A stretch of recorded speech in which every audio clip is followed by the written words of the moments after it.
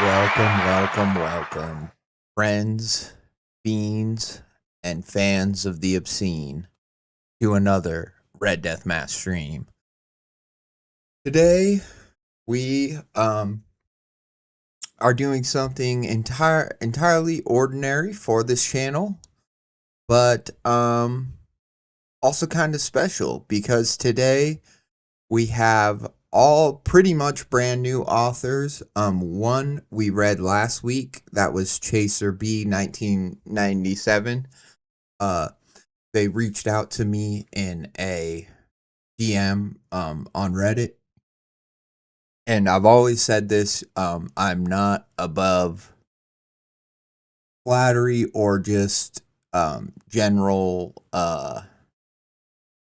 attention. If people reach out to me, I usually try to read more of their stories, or if they are appreciative and give me other stuff that they would like me to read, I try to do that. And that was the case with Chaser. I don't know their name, but their screen name Chaser B 1997. But they have this story that they said this is the one that they're really proud of. And they should be, because they got it up on No Sleep, and it still is up on No Sleep. So that alone is a great accomplishment. It also has 112 upvotes. So not nothing, and by no means small engagement, or just okay engagement. I would say that's pretty good. I don't know what, I know the popular stories on No Sleeps, like the hits from between 10 or more years ago, those have thousands of upvotes, but a lot of stories that even get 50 upvotes, I've heard get taken down. So the fact that this one's still up with some some traction is great. So shout out to them. And yeah, they said Algernon for Flowers, which was their other story that they wrote, was one of the their first attempts, I guess, or maybe it was their first story, I don't know. But they said that they're very interested in having me read this one. And so I said, well, for sure, I'll put it on the docket. That doesn't always mean that I'll read it right away, but I usually, if you reach out to me and send me your story, or send me a link, to a specific story, I usually try to read that one at least somewhat soon. Soon might mean like a month, given that I only stream about once a week, but I try to do it sooner than otherwise. And yeah, and having said that, I think it's really important too that people realize that is promoting your story, sharing it with channels that might read it and stuff. That is an important, I think, maybe kind of under talked about way to promote your story. Sure, you can post about it and you can get artwork made for it, or there are other ways to do it too, but I also think reaching out to some of these whatever people is whether it's a narration channel or a channel like mine that just reads it live, I think that that is an important thing to do as an author, especially if you want to get better, elevate your work, get your work noticed. Sometimes you have to do that work of actually like putting yourself out there and saying, hey, I think this story is really good that I wrote, would you want to check it out? And so yeah, I think that's really awesome that Chaser B 1997 that they did that they saw my first reaction.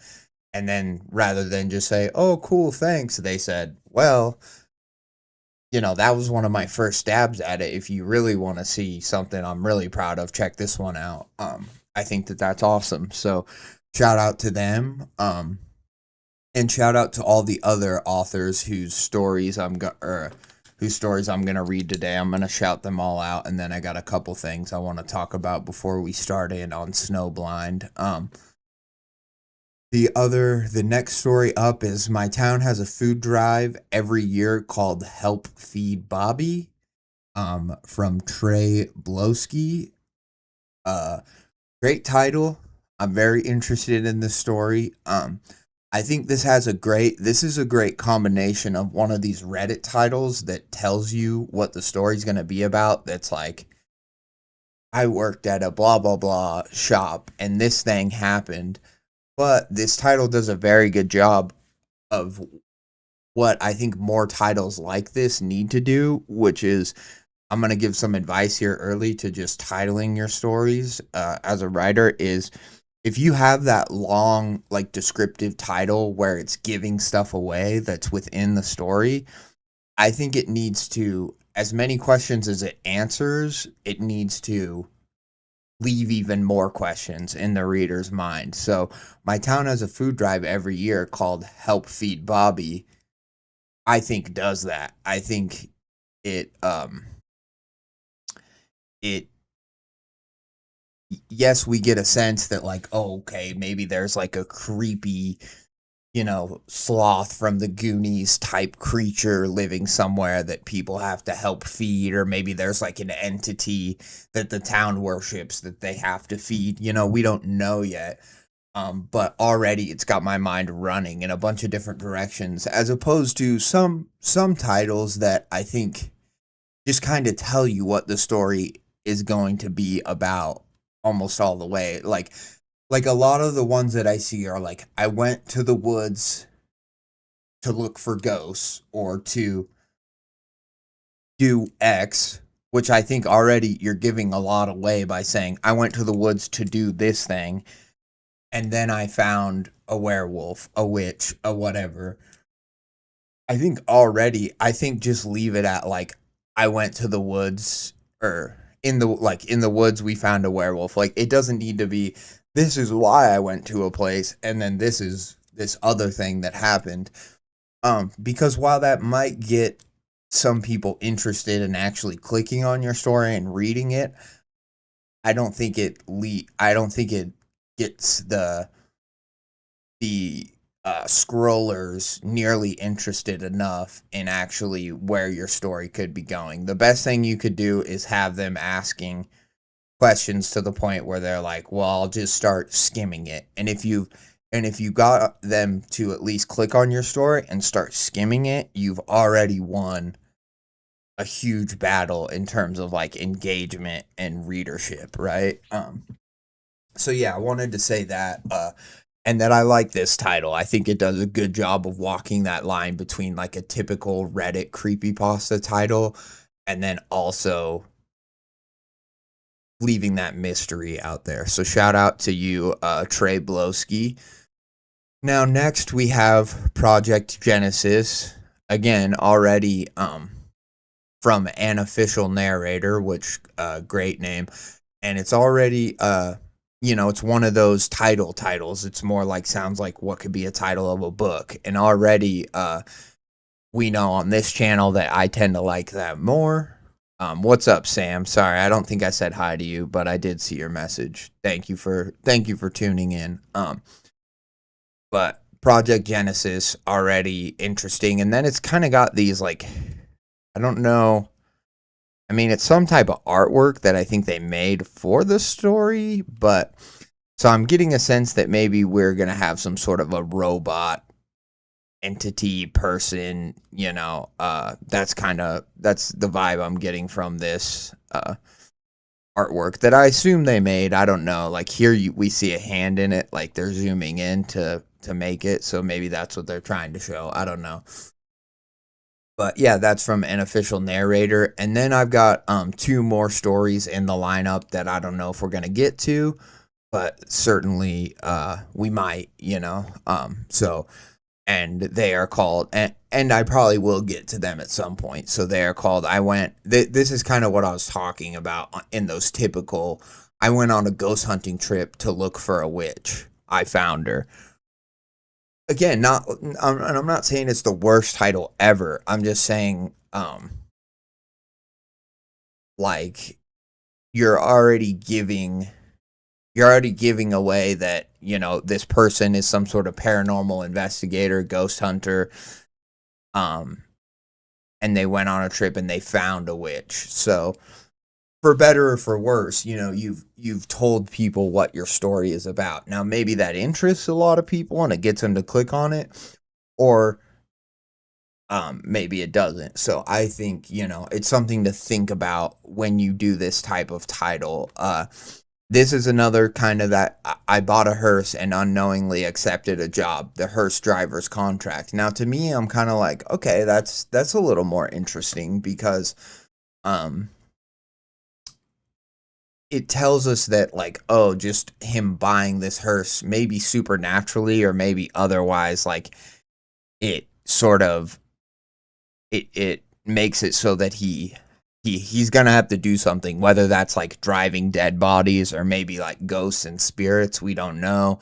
You know, maybe he's gonna have to be some sort of like a Charon, like ferryman character, where he's gonna have to like ferry spirits to the other side. Also like a Davy Jones. You know, that's what technically, at least from my from my knowledge of the Pirates of the Caribbean movies, you know, that's what Davy Jones is supposed to be. He's supposed to ferry the souls who die at sea into the afterlife, but he doesn't, and that's why he becomes all cursed and all fish monster tentacly. So yeah, I think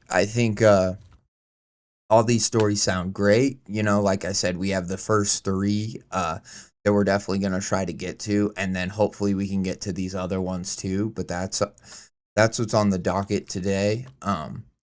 Really quick, I also just want to say that the fan poetry contest, I believe, is still going on for Tales from the Creeps. So check that out, especially if you're like me and if you've written poetry or want to try writing poetry. I think it's a good chance to. I also think it gives you not a lot of people write horror poetry for the first time, you know, I'd say a lot of people, when they get into writing poetry, they try to write more like imagery or just straight up like emotional poetry, like, you know, like breakup type, you know, sort of stuff, romance stuff, you know, when people are young and in love, which is all good and cringy and fun in its own way. But I think I wish I would have seen some poetry horror contests like growing up, because I think that would have been really fun, and I think it would have expanded my writing, just even at an early age. So yeah, that's just something I wanted to bring up really quick. And then there was something else, and maybe, oh yeah, that's what it was. And I was like, and maybe I should have written it down, or at least pulled it up beforehand. So it's a comment that I made on this post, and it's why I'm going to, I'm kind of going to get into, or at least what I was talking about earlier on. This person, he Sage, which I'm not coming at this person. I want that to be clear, but they say, it seems most stories posted on here get a couple of upvotes and barely get read by anyone, except if there's a shocking or thrilling title hook, which they have a good point about titles. Are only the popular ones read by the podcast, or do they check every story posted here? Obviously, if you know anything about this subreddit or the podcast, I would say you have to be aware that, and this person might be very kind of young and not know how stuff like this even can work fully. And I don't mean that to be mean at all. I'm just saying, like, if you see how many stories get posted every day just on the Tales from the Creep subreddit, I think it's pretty obvious that they can't even look at everyone, let alone read all of them. And nobody reads this other than Harry, who I think reads more the comments. No one reads the stories beforehand. They go in blind, just the same way the audience does. So it's not like they're fully reading stories and curating it. Like, sure, it was that way in the beginning when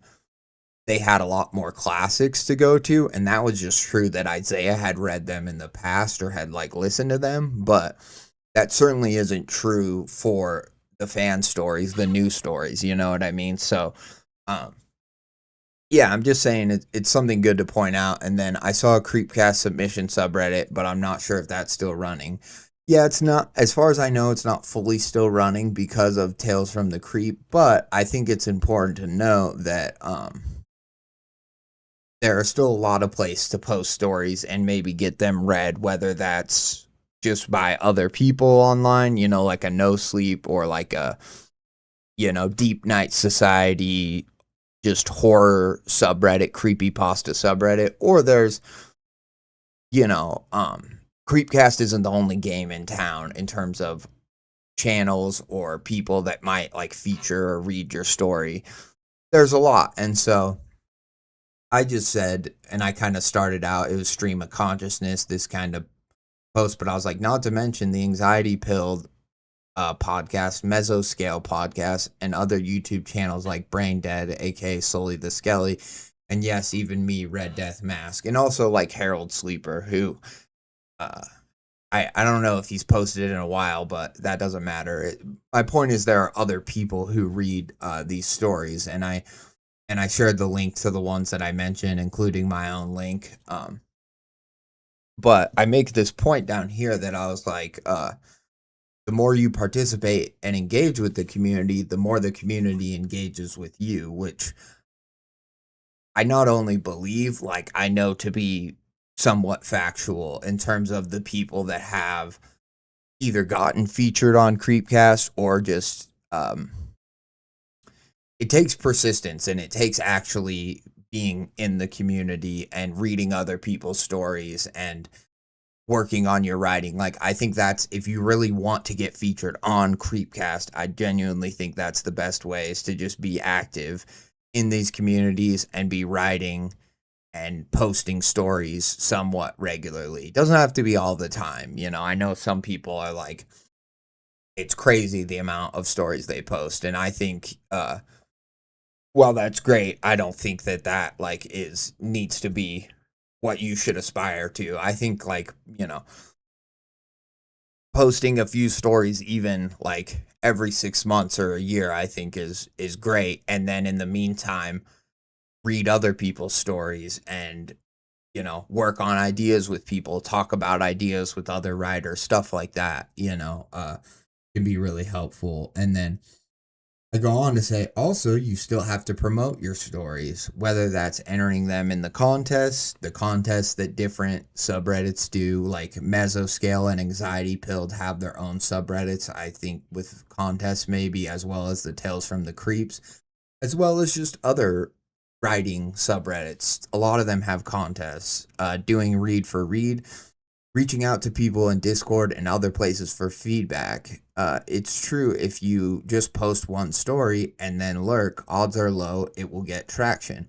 You got to put some skin in the game. In other words, if you want me to read your story, tell me why. What's your story about? And then I just link the communities I talked about above. And I read that comment because I think it's important for a lot of people that are just starting out, or maybe, you know, not super familiar with even the CREEPCAST podcast. Like, maybe they've heard a few episodes, but, you know, they're not aware of every little story that they read and stuff. It's important to note that I don't know how No Sleep worked in the heyday, but I have to imagine even there, yes, sometimes people posted a story and it took off and it was their first story, you know, like a pen pal situation, you know, with footsteps and all that sort of stuff. I know that did happen, but I think a lot more, what probably even happened back then, was people posted and kept posting and maybe talked with other writers in that community and read other people's stories. And then over time, they eventually had something that became somewhat of a hit, or that got a lot of upvotes, or that just got really popular. And then it got picked up by all the creepypasta narration channels and got more popular. and then from there, it maybe it launched a career, maybe it, whatever happened after that. And so that's kind of my point, is that as far as I know, almost no one's success happens in a vacuum, in terms of like, they post one story, everybody loves it, and it's just from there, it's it's history. I think what is a lot more common and what people don't realize is that, yeah, it takes writers promoting and working on their stories and getting art made for their stories and entering it in contests or publishing it places and stuff like that, in order to get the kind of traction to where your stories can reach a broader audience, even on this small or smaller, like few thousand people subreddit. Like, what, it has 15,000 weekly visitors, 3,000, 4,000 weekly contributions. So that gives you an idea.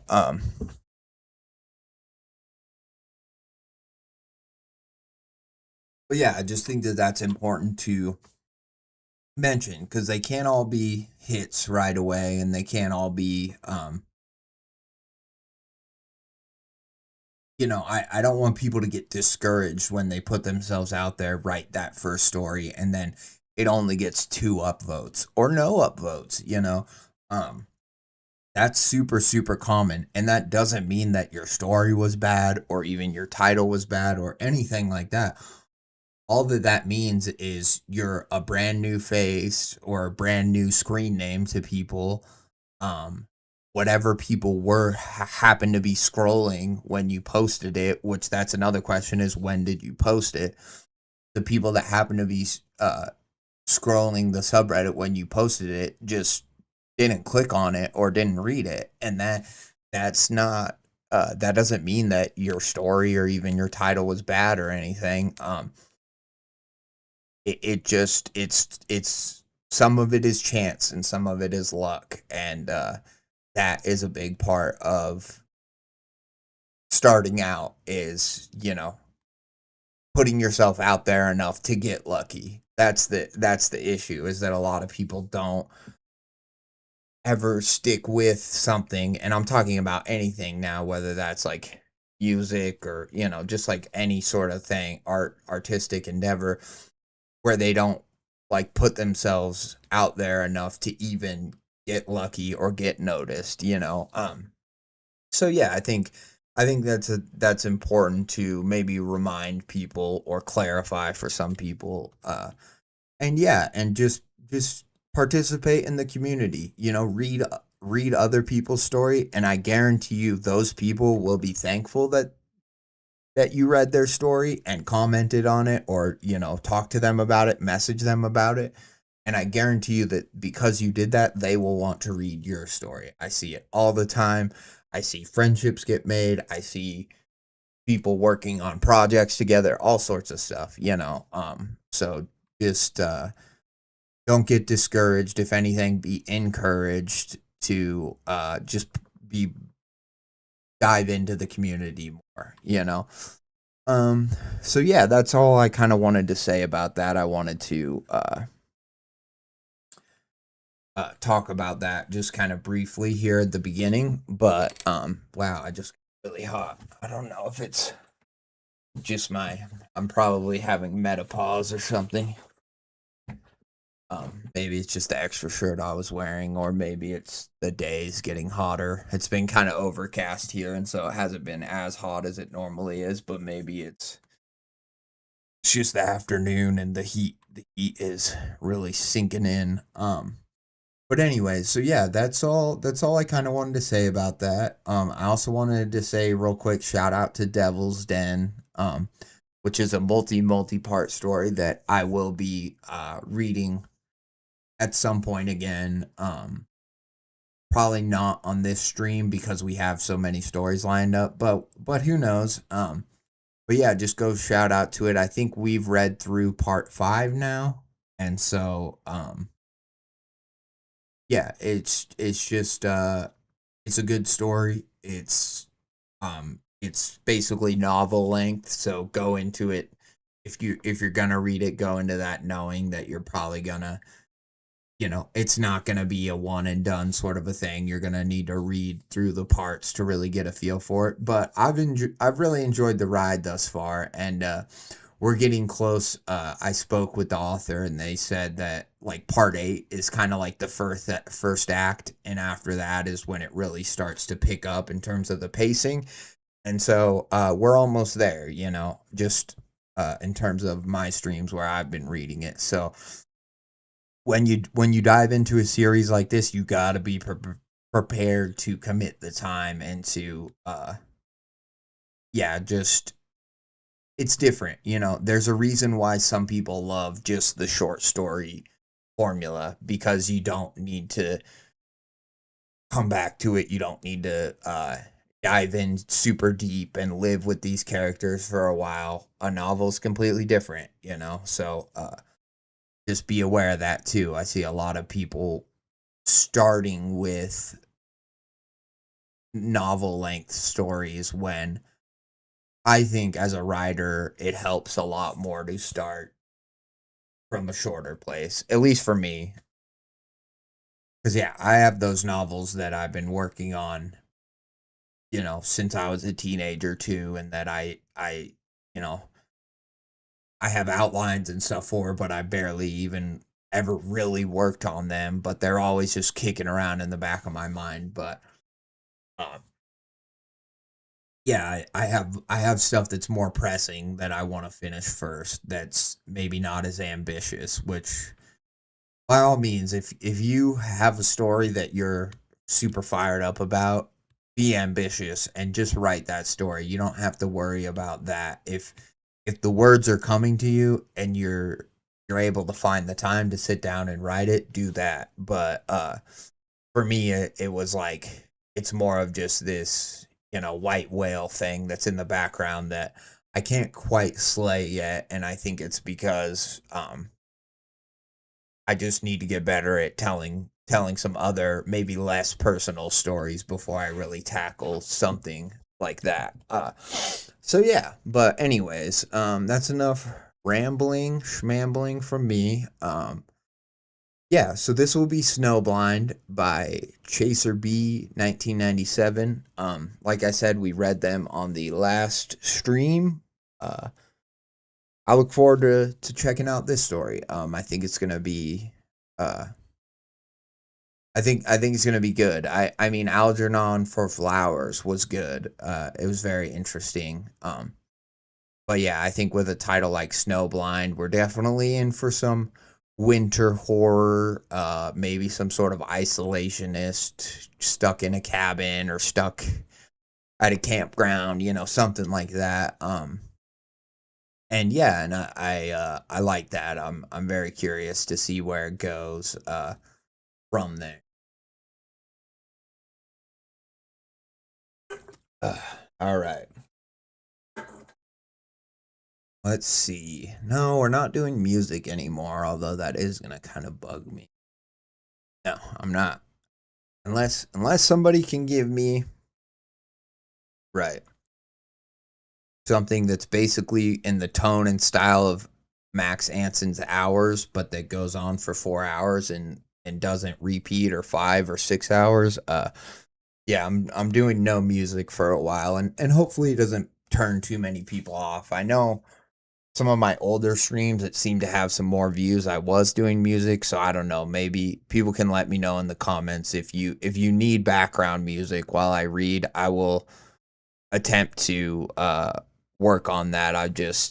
I've had issues in the past, and the main issue is that to have it at the right kind of volume for people listening, I can't really hear it at all, and then that just makes it hard to know, like, oh, this music is changing, it's getting bad, or it's getting too grating, or whatever. It's not fitting the story, stuff like that. So let me know what you think about music in the chat or in the comments. um I know every narration channel does it pretty much, so I do think it's possible. I think I just, like, I don't know, I need to spend some money or something to get like a access to the right, you know, the right specific kind of like ambient, somewhat dark, but not like annoying or grating music. So Snowblind by Chaser B 1997. I hold no expectation that this could ever or will ever make it from my little laptop to the internet. Already a good start, and one that I say a good start because um it's clearly doing this to follow the no sleep guidelines, but I like the idea that you're not writing to an audience. I mean, you are writing to an audience, but it's a hypothetical audience. You know, it's more that you're just putting it out in the ether, not knowing what's going to happen. Already much more menacing than just somebody coming on and saying, I found a journal that was stuck in an abandoned building, or I write this as I'm dying in you know, in the woods from my phone or from my laptop, you know, I'm bleeding out, you know, just something like that where, yes, it's still like menacing to where we're like, okay, this person's bleeding out, what happened? But it's not nearly as menacing as somebody going, I don't ever expect this to see the light of day. Uh, I'm just writing it because I have nothing left to do but tell my story. You know, it's that very basic, like, human need to be heard, be seen, and it's just it's some manifestation of that. It's not so much the, like, I'm posting this because I know no one's gonna believe me, but I need to get the truth out there to warn people. You know, like, all those are fun and fine and necessary for the no sleep format, but I always like it when people are just like, you know, everything's fucked and I don't expect anyone to ever see this, but if you do, X, Y, or Z, you know what I mean? Like, I just like that emotional narration, like, starting point, if that makes sense, you know. Um I set up Starlink last fall on the suggestion of my sister so we could chat from time to time. Since our parents passed, she has been my only connection to the outside world and might be my only hope of making it from this cabin. Ah, already C called it. We got a locked away cabin, isolation, um, which is fun, and with a title like Snowblind, it's not a surprise, but for a second I thought it was gonna be like I got Starlink and it was gonna go into like a Starlink ad. Almost, to be like, this is why Starlink's awesome, is because even in this remote Arctic circle I have internet. But it was just more of a logistical reason as to why this person in this isolated area is maybe gonna be able to get their story out there, which I like. Now, granted, it's all just stuff to satisfy the no sleep mods, and I get that, but some stories do it better than others. So I think it's worth pointing out that at least there's like an emotional reason for this character to have this Starlink, internet that is going to allow him from this very isolated location to at least get his story out there when maybe he otherwise isn't able to, like, send for help or send or or or change his situation in the moment.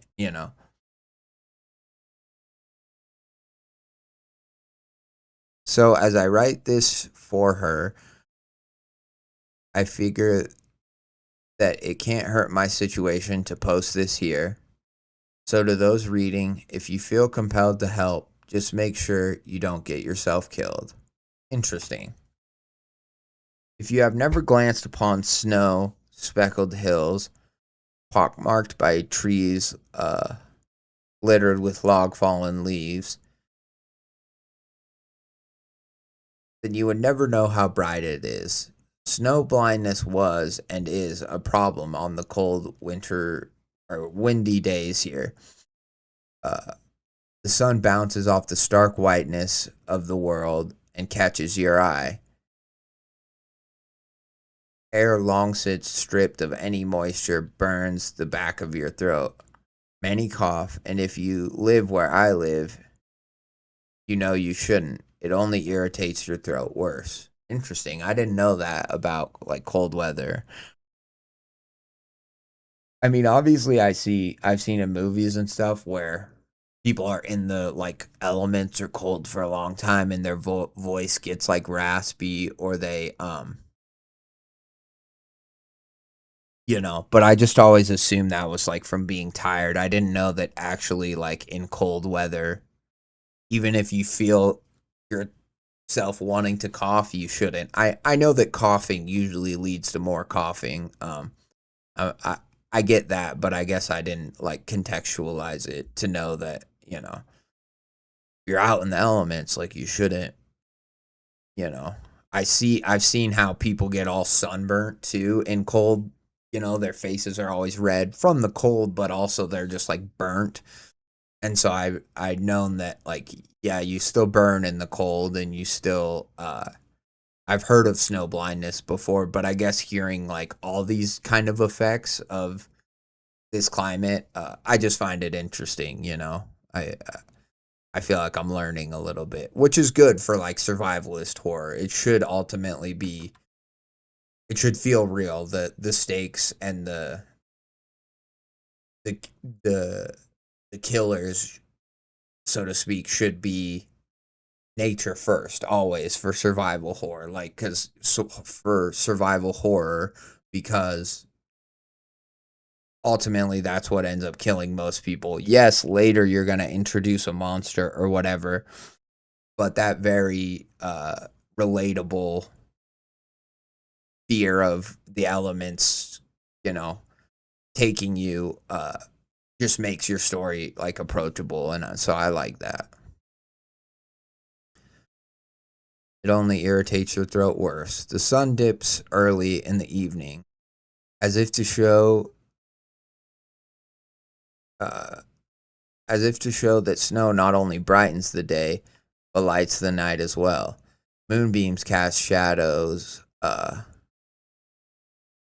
with shadows as crisp as day. Deer dance between the trees, chasing one another. The hard outlines between everything and the snow at night makes winter my favorite season.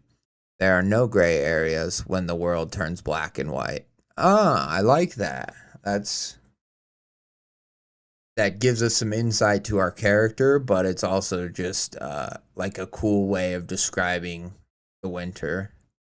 And yeah, it's funny because I think most people wouldn't describe it that way, but maybe in this very specific, like outdoor climate where you're at a cabin and you're surrounded by just snow everywhere and wilderness, it makes sense that, uh, yeah, that the world is black and white, that there's no gray. Whereas I think most people do associate winter with gray because they're in, more moderate, regular climates where, like, the snow melts and there's just overcast of clouds a lot, stuff like that. So, our house, interesting. It says our house. So now I'm wondering if anyone is living there with him. Or he probably maybe has a dog or something. Our house sits near the edge of a 72-acre plot along the Appalachian Range. And okay. You might be fooled if I told you it was somewhere else, and forgiven for believing me. We're about so close to can we're about as close to Canada as you can get without crossing the border. I say all this so that you might better understand the decision I make as I tell you this. If you don't understand what the cold is or what it can do, then don't pretend to. The main currency is, as always, time. How long can you keep moving? How long can you be outside before your brain slows, before you lose your dexterity and can't even light your lighter? There are decisions taken for These are decisions taken for granted elsewhere. Out here, they're the only ones that matter. 3 weeks ago, I started seeing lights above the trees. They began low, but by the end of the night, they reached the top of the canopy, moving from one limb to another. There aren't many people who live here. There is, however, a snowmobile trail that wraps around the base of my land, passing small cabins built for shelter.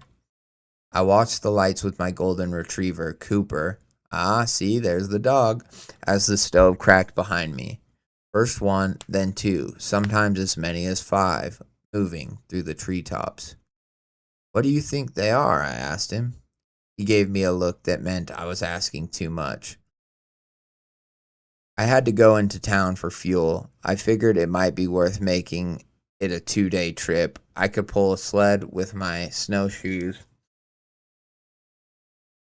and cut through the trees. I wouldn't take the snowmobile. I wanted to see the lights. I could leave in the evening, stay at a motel, and drag my supplies back in the morning.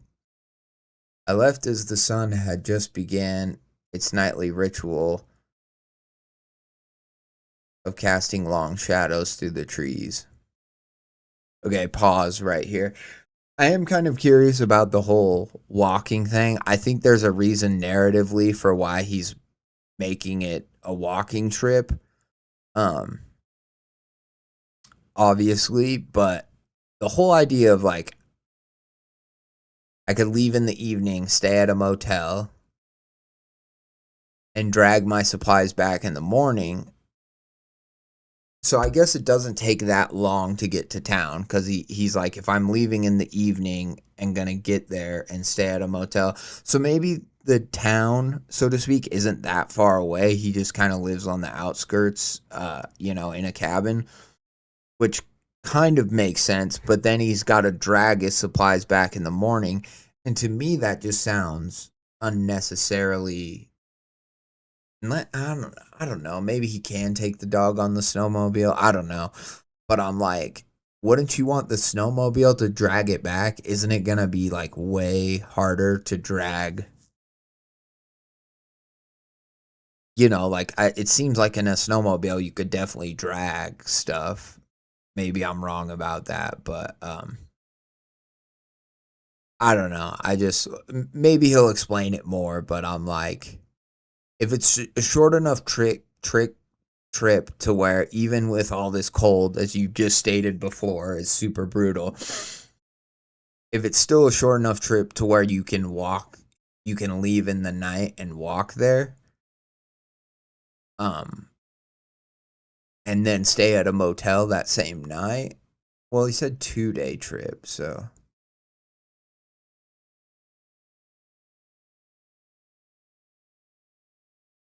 Yeah, anyways, I'm kind of, I don't know. Maybe I'm just being too picky, but I also am like, why would you want to do all that work? What benefits does it have? Is it that you get to bring the dog with you? Yes, you get the benefit of, as you say, like walking through the trees to see these lights that are interesting you. So that I understand that, but I'm also like, yeah, the whole dragging the supplies back to me just seems unnecessary. I don't know. Anyways, we'll continue. I left as the sun had just begun its nightly ritual, casting long shadows through the trees. I live on a hill, not a mountain, but one you can see from one end. Not a mountain, but one you can see from one end of the property to the other. I marched onward with enthusiasm. super padding ahead of me, stopping to inspect trees for reasons known only to him. At the edge of the property, he stopped.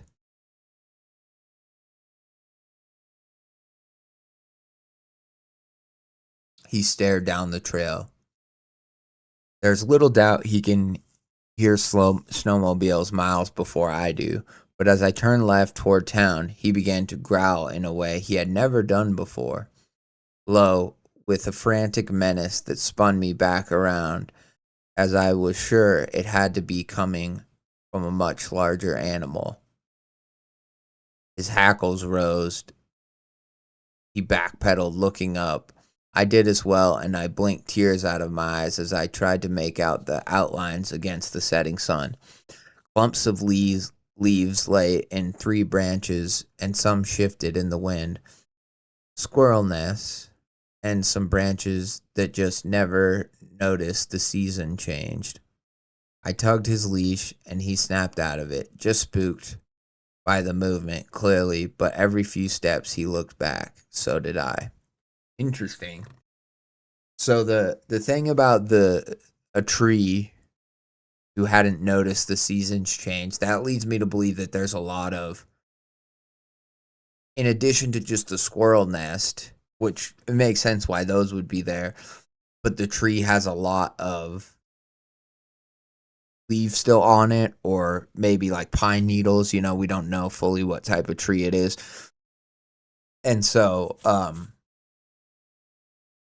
I'm wondering if maybe those clumps, because it is the setting sun, so maybe these clumps of leaves weren't actually clumps of leaves, or maybe this whole tree is supernaturally staying protected from the elements, or like another kind of haunting thought is maybe every leaf or whatever on the tree was put there, like it's camouflaged, like the tree itself was altered by someone or something in order to conceal them, or because it's their home, it's like maybe there are leaves hanging on it, but maybe there's other things hanging on it. Maybe it's, I don't know, intestine, whatever. Could be a lot of things. I don't, it's just kind of interesting, that note about one tree that hasn't noticed the seasons changed. So did I. There were no lights yet. The sun had only just begun its descent. Every step felt heavy, like being a kid doing something you're not supposed to. Interesting.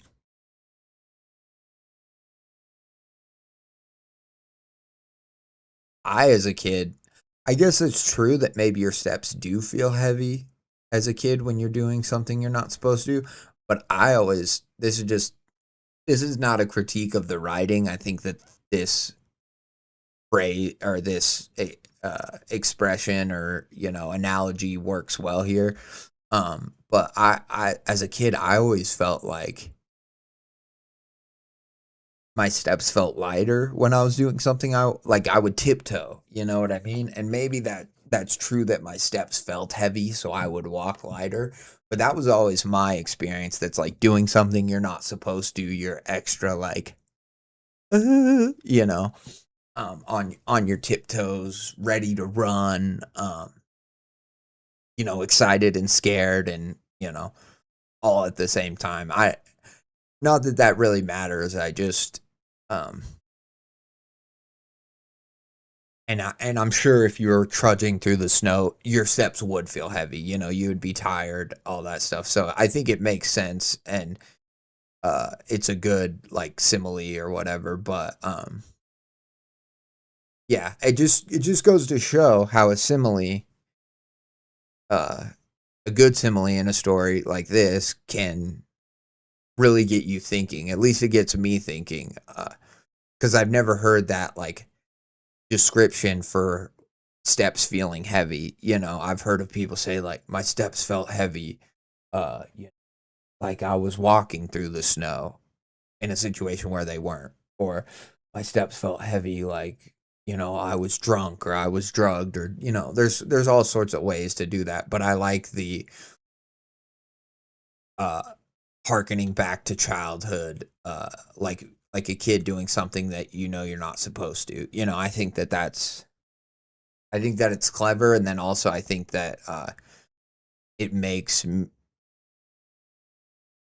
it makes our narrator as well as the reader. It's always scarier to imagine what's happening to a character, to imagining it happening to you when you were younger or a kid even. You know what I mean? So anything you can do to kind of like, and I don't mean infantilize in a bad way, but like kind of, remind your reader, remind people that your characters were once just children. And although they may be grown up now, we're all always just children in our midbrains or in our psyches, like deep in our minds, um, anything you could do to kind of bring that out, I think adds to the foreboding and horror. I thought about back to the story. Sorry, I thought about turning back then, not because I was afraid, but because the math no longer worked. The trail felt unfamiliar to me. Trees closer, as if it was closing in. I told myself it was the light, how the snow bends it, stretches it, lies about space. I lived here long enough to know better than to trust my eyes in winter. Still, I kept walking. Stopping felt worse than being wrong.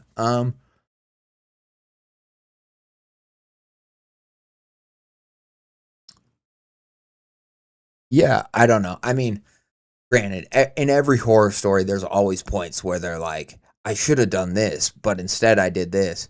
But my whole thing is, you've already talked about how time is so precious, and so the very idea that the math no longer worked, or that like it's taking too long, or that you're worried you might be on the wrong trail, or whatever it could be, already to me that seems like the biggest red flag for you to be like, I should turn around, or I should, you know I should do something different, than I shouldn't just keep on the same. I shouldn't just go with my outdated plan, because now that I'm here and in the moment, you have new information. The forest feels different. It's taking you longer than you thought it would take you. By this point, you thought you'd be down the hill and out of the woods, and you're still in the woods. Well, you know, shit like that. I'm like, hello. But again, that's just me as the reader going, don't go outside. Why are you going outside? Which every horror story has uh people doing, people yelling at the TV saying, don't go outside of the cabin. Stay inside. Can't you tell he wants you to come outside? Sort of a thing. Oh, interesting. Okay, so back to this. Snowmobile sat idle at the trailhead. Not unusual. People often parked them there and walked down to the still open stream to fish for trout. There were more than usual, but that alone didn't explain the way they were parked. Some sat half on the trail, others were simply abandoned where they stopped. He still hung in the ignitions. Interesting. So this seems like people were attacked on snowmobiles, right? That's I think that's what I'm supposed to get from that, is that some people parked and they got off, and then they went and got snatched up, like not on their snowmobiles. And then other ones, people were still on their snowmobiles and something took them, or, if maybe not took them, like disappeared them. We don't know exactly how it happened, because I feel like there might be blood or something more, and he hasn't said that yet, but maybe he's not close enough to see. But uh and I'm trying to think of like lights going up into the trees to the top of the canopy, like what that could be. I guess it could be people with the lights who are like, they have lights on there. stuff or their phones, or like they have reflective stuff that maybe he's seeing, in the trees at night from like the moonlight or whatever.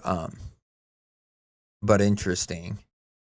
I think at that point though, now that there are just a bunch of abandoned snowmobiles, like clearly I assume the abandoned ones like ran out of gas or something. The keys are still in the ignition, but I think this is the point where you see all these abandoned snowmobiles, you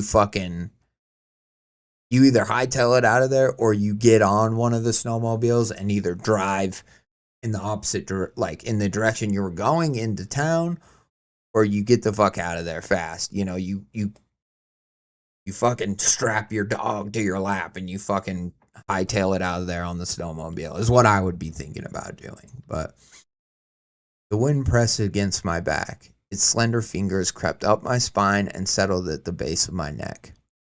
I turned to see nothing. The trail was empty and quiet. Another breeze started to water my eyes, and I turned back into town.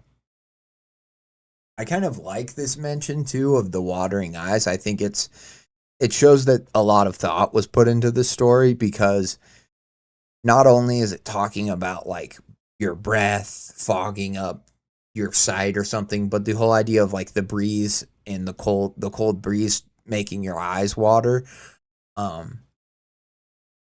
It's just haunting, right? Because already, with a title like Snowblind, there's an indication that, like, maybe sight isn't going to be valuable or is going to be taken away at some point from a character.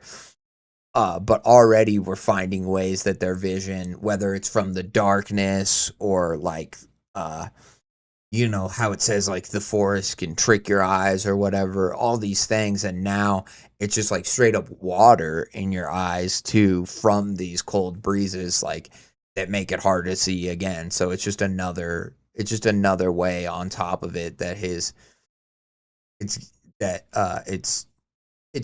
telling us that, his vision isn't going to be trustworthy, or it's going to screw him over in some way.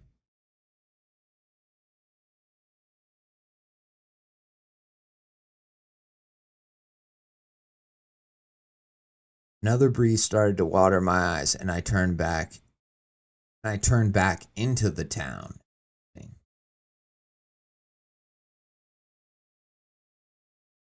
Town should have been warm, small, cozy, the main street with a bakery, hardware store, laundromat, and motel. It wasn't.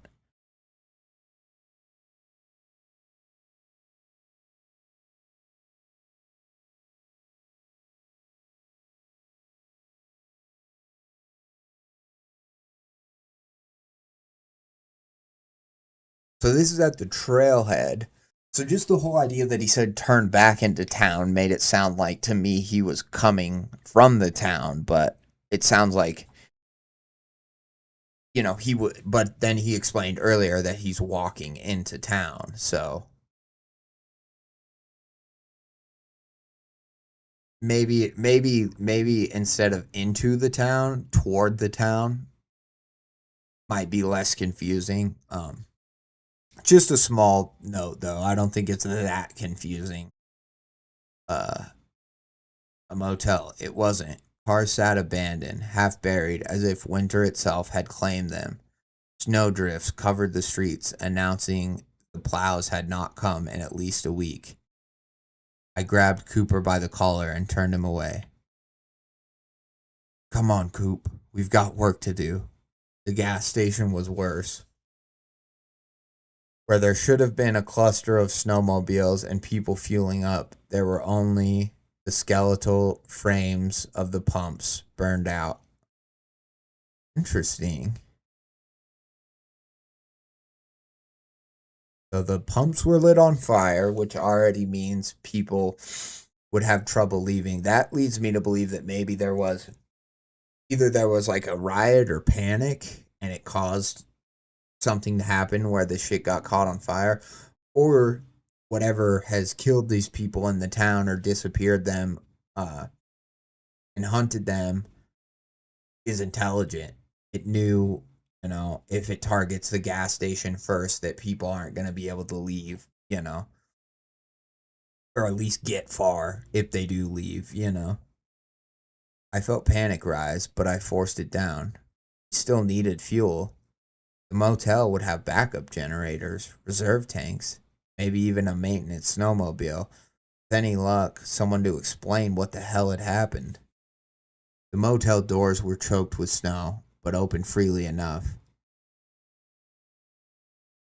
Inside was a campsite, tents, fire pits, no people. So inside the motel, so that's where I'm guessing that's where people went to while this monster was hunting them. Crazy to think that he could just be up at his cabin within walking distance and not, other than seeing some lights go up into the trees, not know that anything is happening in the town. You know, like you would think, like, wouldn't you have like a radio or something to talk to just someone else? But, you know, people people move to cabins, you know, because they like to be alone. So I guess it does make sense. No people. The air was stale in warm pockets, like bodies had been packed too close for too long. Sleeping bags lay unrolled and abandoned. A child's mitten sat on the counter, stiff and old, uh, stiff with old snow. Someone had stacked shoes neatly, neatly by the door, as if they meant to come back. Above the counter, scrawled in coal or blood, were 4 words: "They're in the trees." Well, that's fucking menacing and confirms what we already kind of knew, but they're in the trees. Very good. Whatever had happened here hadn't been sudden. It had been waited for. "Come on, Coop," I said, gripping his collar. "We're going back." I had a sat phone at home. I could call for help. I didn't know who. I didn't know what I would say. I only knew I needed to leave. The sun was low when we reached the tree line again. Which is, it's interesting that the first thought he has, which I get it, you need that sat phone, like, for sure. And you were going into town for normal errands, right? You didn't know that all this abandoned town shit was gonna happen. But to immediately, after reading "They're in the trees," to immediately be like, "We need to go back home through the trees," to me is funny. It is a little bit funny.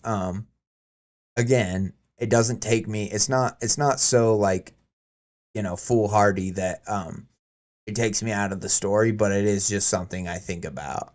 It's like, come on, we're going back, which I agree. You don't want to stay in the empty hotel where it looks like people were picked off one by one. But if this is a town with a bakery and a whatever, is there not a sheriff's office? Is there not another place that might have a means of communication with the outside world? You know what I mean?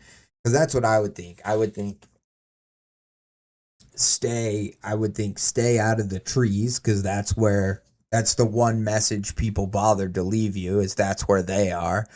And then also, yeah, find a means of communication elsewhere, maybe then back up at your house through the trees. The sun was low when we reached the tree line again. The wind battered my face, and I pulled my scarf over my nose. I hadn't gone half a mile when the trees began to move. I don't know how long they'd been moving before I noticed. Thin, pale, branchless trunk pulled itself from the snow and came down again, silent, 10 feet closer to the trail. Oh, fuck. It's like a leg. That's creepy. I like that imagery of, like, you see what looks like just a trunk with maybe no branches, but a thin, pale, because, you know, there's plenty of pale wooded trees, but, like, to see that and then to see it move, that's creepy. That's very, very good, effective horror imagery. I looked up. It wasn't a tree. It was one of 4 limbs belonging to a pale, spindly thing. Its spider-like appendages ended in what I could only describe as a distorted man. Small black eyes cracked the canopy. It hadn't noticed me. I thought, oh well, okay, fair enough. It hadn't noticed me. I crouched behind the snowmobiles, moving slowly, never taking my eyes off it. It was watching the trailhead, waiting. Deer came into view. A leg rose from the snow and came down. Oh my god, and came down through one of them. It didn't bend. It lifted the animal into the trees, pinning it in the branches until it went limp. The limb slid free, careful, deliberate. The creature fed. That's when I understood. As the last light started to lose its grip on the world, I saw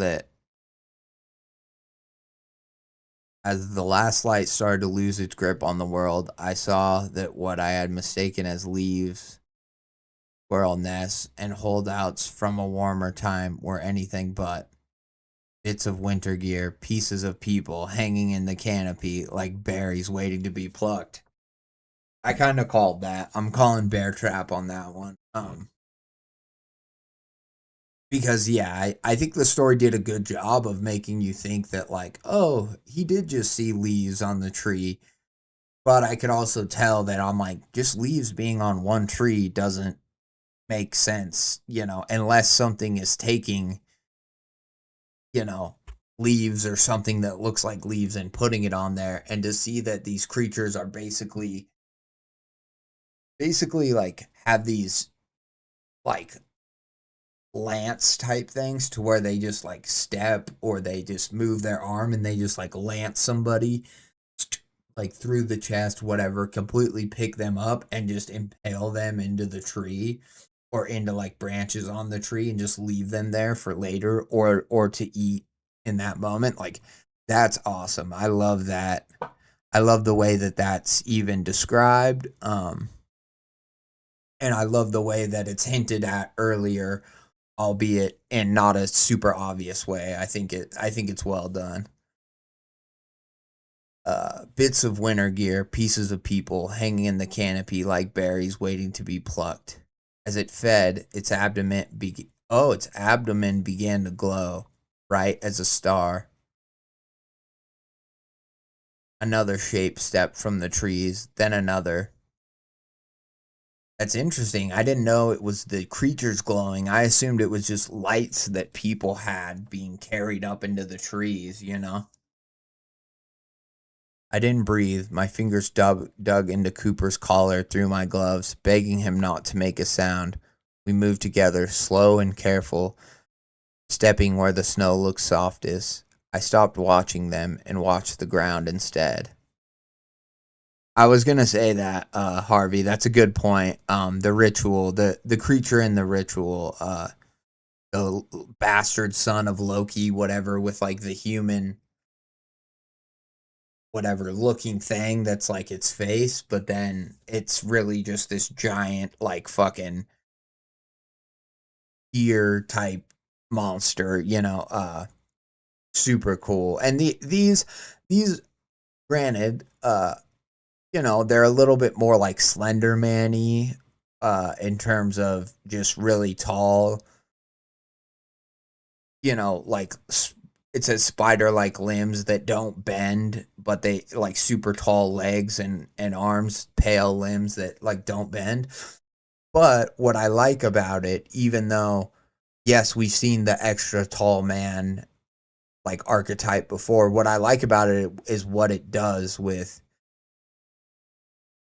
it works because they're up high in the trees, so they kind of hide from people, like, and pretend to be a tree. So it works in that way. But then also the fact that they just like impale people with these really long limbs and then lift them up into the trees and like stick them where only they can get to them, high up. I like it. So I like that the tallness is actually a feature of like the monster's survival and physiology, and not just a it's so creepy because they're so tall, or their limbs are uncanny because they're so long. There's in this creature feature, there's a reason for it, and I like that. As it fed, its abdomen began to glow, bright as a star. Another shape stepped from the trees, then another. Okay, yeah, I already read this. Watch the ground itself. I stopped watching them and watched the ground itself. Their legs could cross in one step what would take me 10. As I rounded the group of them, I felt the burning in my lungs, begging for air. Without thinking, I sucked in a breath quietly as possible, long and deep, letting the cold air burned.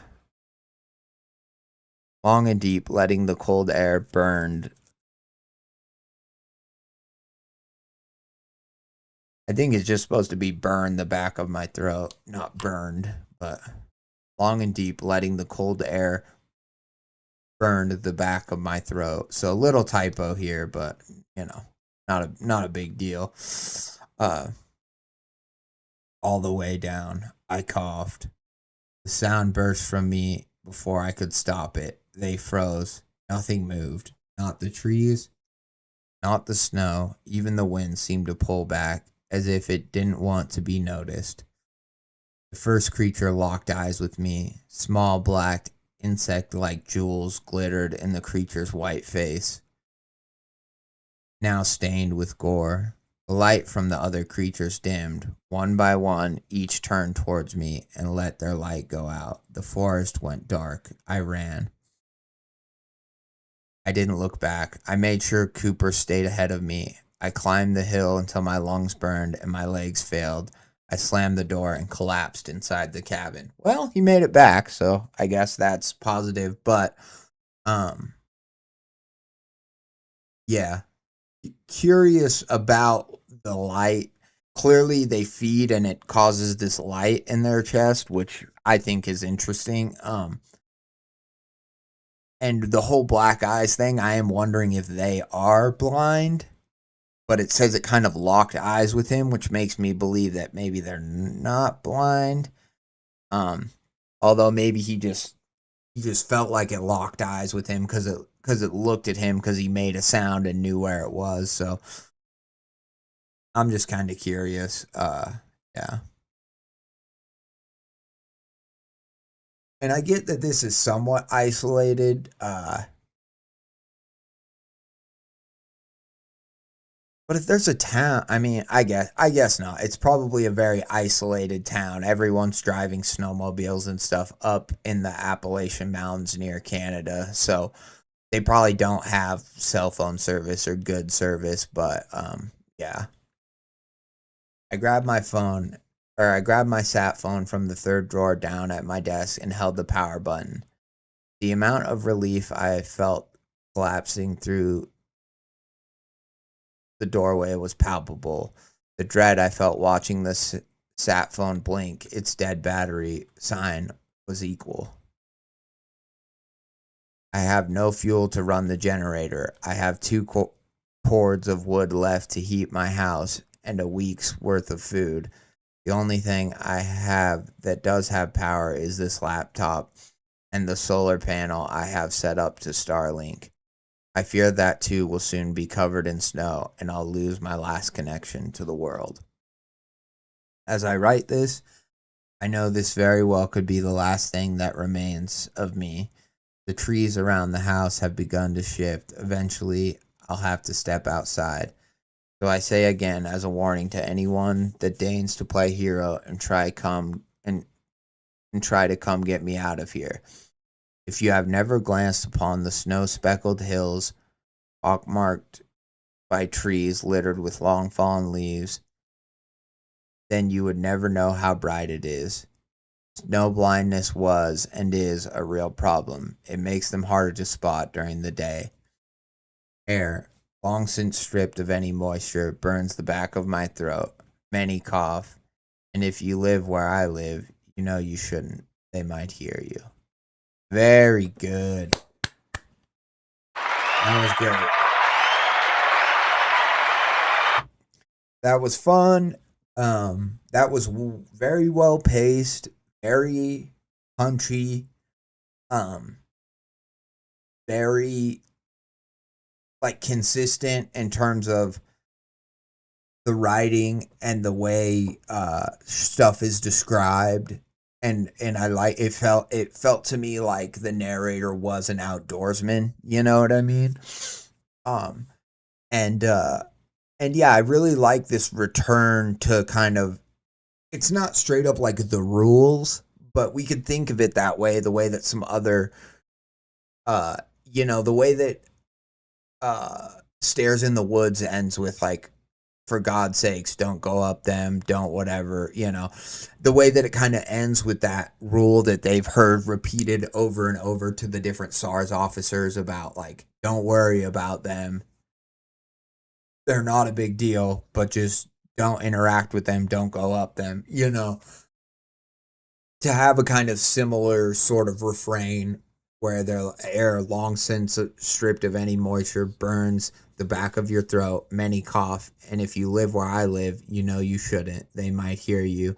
So the fact that we get that repeated along with the never glanced upon snow speckled hills, pockmarked by trees littered with long fallen leaves, and then we get that kind of tie into the title about snow blindness and how, yes, it's a real thing and it's something that, can affect anyone in a really snowy area.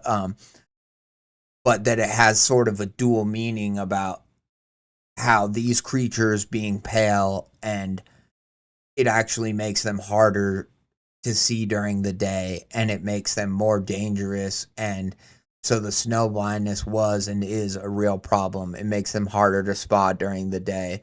Um, you would never know how bright it is. And then we get that title, kind of a title card or like title tag, and then, you know, uh we get that final realization that, like, oh, the only reason he even lived is probably because he went when the sun was setting, and maybe that's like when the creatures rest, maybe they hunt at night, it seems, but then also obviously during the day too, and maybe like dusk to morning, or something, I don't know exactly. I'm sure they probably hunt all the time, but I like that mention of um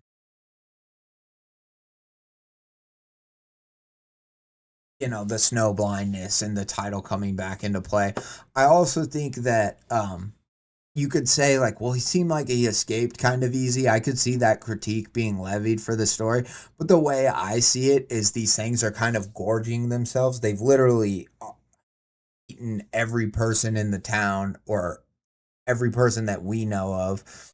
And so the way that I kind of see it is like, they clearly didn't know that somebody lived. They were focused on the town, and it was such like easy pickings that as a predator, they're just not going to, they're not going to think anyone's coming up from behind them, anyone's coming from outside the town. So that's kind of how I took it, is that they just had so much food and uh prey already, that they just missed this guy coming through and then going back out until the very end, and when they caught him.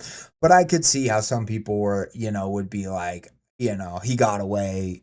He just outran these things with giant ass limbs. How does he do that? And again, I think it has a lot to do with the time of day, that it was nighttime, it was dark by the time he went there. And so they were able to see them. Maybe their black eyes indicate something about, they can only see well in the day. Maybe just like humans, maybe they see worse at night usually, but their eyesight is just an amplified version of what humans would see. Whereas our character, because he went at nighttime when the sun was setting and night, he was able to spot them before they spotted him.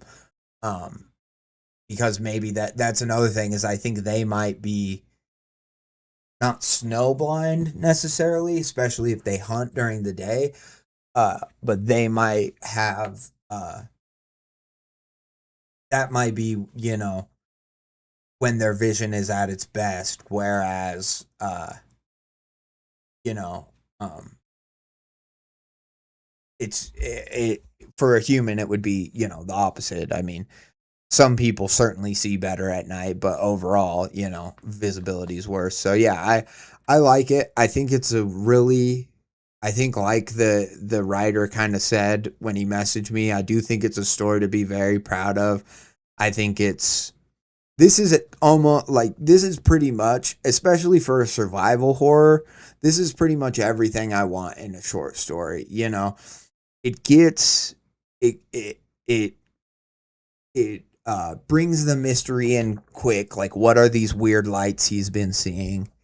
He's got a reason, for going to investigate them. In addition to just going to investigate them, he needs to go to town. He needs supplies. And it just really gives you everything you need. It's got creepy monsters. It's got well thought out monsters. I think, even though you could argue the whole tall, slender, tree looking man thing, Slender Man-esque, Operator-esque thing is done a lot in these types of stories. I think that this story did it in such a way that it shirked off all those critiques. You know what I mean? It made it so that everything made sense, from even the black eyes to the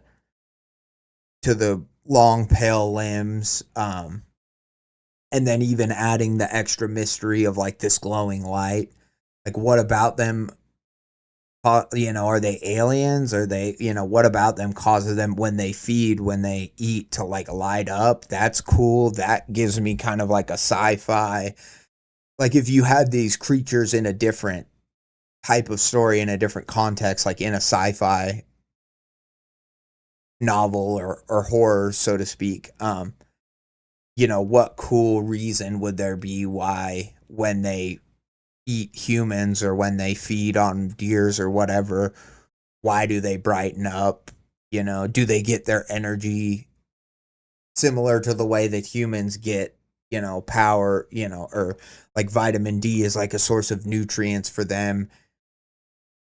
Is the reason they hunt during the day, are they like tied to the sun? Maybe they're like creatures that, I don't even know, came from a sun. They didn't even form on a regular planet or whatever, if they are aliens. It has my mind running in a lot of good ways that I think a good creature should do. I think again, it just like with a title, I think a good creature, once the story's over, you should have some questions answered, but it also should leave plenty of questions up to the reader's imagination, and this absolutely did that. So yeah, that's really all I have to say about it. There's one little typo, which obviously I pointed out. I think at least. But shout out to Chaser B, 1997. I mean, this was great. This was great for no sleep. This was great for just a horror story. I think this sort of length, I don't know how many words this was, but this sort of length is a really good, I don't know if like aspiring to is the right word, but if you want to write just a single part short story, I think this is a really good length to be at. I think if you're just reading this to yourself, I don't think it's going to take that long, but I also think it's going to be enough to let you chew on it and get you interested in it. And yeah, I just I like it. I'm here for it. It's snowing here as I'm reading this. Hope those things aren't active in daylight if they're here as well. That's fun. Oh shit, yeah, and I can't comment on this because this is no sleep. Otherwise, I'd be like, great story, man. And you can't upvote it. It's locked. It's old enough that it's locked. But everybody go. I will tell you, comment on stories, upvote stories. All that is great. But another thing that you can do to go support an author is click on their profile and hit follow. You hit that follow button, you're going to probably see when they post new stuff. At least you're more likely to see it. So that is a great way that Reddit centered authors can support other Reddit authors. You know, if they make a story, if they wrote a story that you liked, odds are they're going to write more stuff that you're going to like. And so you should follow them. And I really believe that Reddit isn't seen as like a social media app very much where people have like friends. Like, yes, they have communities and subreddits, but not a lot of people have like followers and follow a lot of other people. But I do think that, especially within the CREEPCAST community and stuff, it really behooves people to, you know, to create those like bonds, even if it's just the bond of, oh yeah, I follow them. I'm not saying that, it's going to turn into your best friend or anything like that, but it does enable you to support the authors that you want to support. And that's what makes a good writing community. That's what makes any good online community, is people being able to engage with your stuff when they want to, being able to find it, being able to see it. So that's super important. So go follow Chaser B 1997. This was, Algernon for Four Flowers. I'll say it again. That wasn't a bad story. That was, especially for like a early trying or, first attempt. That's a great story. Snowblind was an even better story. And I think he was right to. I think what's so cool about this is, like, he saw me read the first story. He was like, oh, cool. That's awesome. I appreciate it. But I'm really proud of this story. And I think that's so important. And other writers should take a note from what Chaser did here, is to, like, if you believe in a story, uh, you know, promote it, believe in it, believe in it to other people. If you don't, if you're not going to like your own stuff or promote your own stuff, then, why should anyone else uh, watch it, promote it, believe in it, whatever it may be, whether it's following, a YouTube channel or whatever. It's why, like, people should, subscribe to themselves, or they should like their own posts. Like, yes, I get it that some people think like that's cringy, don't do that. But especially when it comes to like a story that you wrote, I think that it's totally fine to promote it where you can. I'm not encouraging people to like break the rules and just spam post their shit onto every subreddit, but I do think that when you can, do it. And this person, they had the opportunity, they saw that I read one of their stories, and they were like, hey, here's another one. Here's a better one. Here's one that that uh, encapsulates my growing talent better, and stuff like that, and can be a better representation of who I am as a writer. And I think that's great. That shows a lot of like fortitude and self-belief that you need to have, because ultimately there's just too much writers and stories out there, and there's too much competition in anything you do now, whether you're going to start a fucking pizza shop, or whether you're going to start a YouTube channel, or whether you're going to, be a author or an online writer. It's like you got to believe in yourself and put yourself out there. So that's awesome that they did that. Shout out to Chaser B 1997. All right, now having said that, we will get into my town has a food drive every year called Help Feed Bobby. Great title. It's from Treyblowski. I'm very excited. I am going to take a quick break, though, to grab some stuff to drink, but I will be right back. Enjoy Midwest Angelica, and I'll be right back. Or no, I am playing your game. I'm doing the same thing you are effectively. So that person is killed on stage. And then Nero says that, like, Pyso was the first to be a traitor. The world can think what it wants, but there's basically a cosmic perfection to what Azazel is doing, to what AZ001 is doing. That it is a mathematic purity, that this one organism should take over the entire planet, less adapted than itself. It's given over the idea, if there is any part of Nero left, it's given over to the idea of the holiness of what this creature is, of like its divine presence, its worship. So it's like basically Nero, who is one of the leaders of Home, has now given way to it entirely. And anyone who opposes it, like the new Home Delta, is destroyed. Interesting. I'm just kind of absorbing everything you're saying. It's like, do you think that we've met the first person that gave himself over to it then? Do you think it was one of the scientists at all? It says that Nero was the first apostle. So what I'm wondering is who do you think it was human at all, or do you think it was Azazel? No, Azazel. Nero. Yeah. Was Nero once human, but has now obviously like Okay. He was the admiral. I imagine so he was high commander at Home. Yes. Okay. And they gave himself over to it. Now he's feeding everyone else false information. Sure. Okay. And all also right. In that speech. So then it was the things that Nero wanted him to say on stage, which explains the whole "we're more powerful than God" thing. Yeah, him basically giving a false sense of confidence to right. everyone.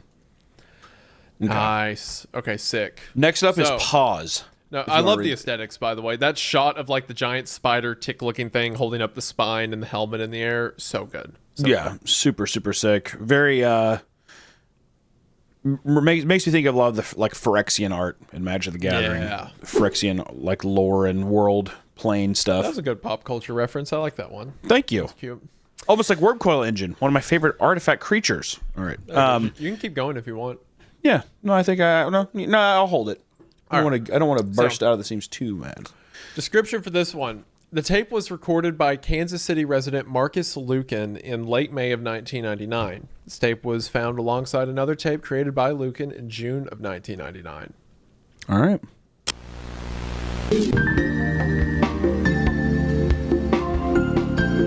That's so funny because I actually grew up with KNBC 9 TV. It's fucking crazy. Did this happen to you? This could very well have happened to me. Probably did. How do you know you're not a flesh thing? Also, just want to say in all of my videos, I always put Liberty, Missouri.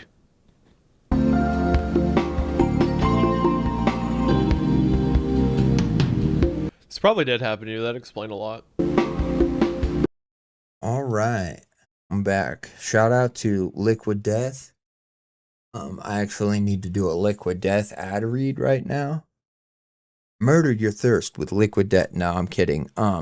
But we got these at my work, so shout out to them. These are the new energy drink, sparkling energy.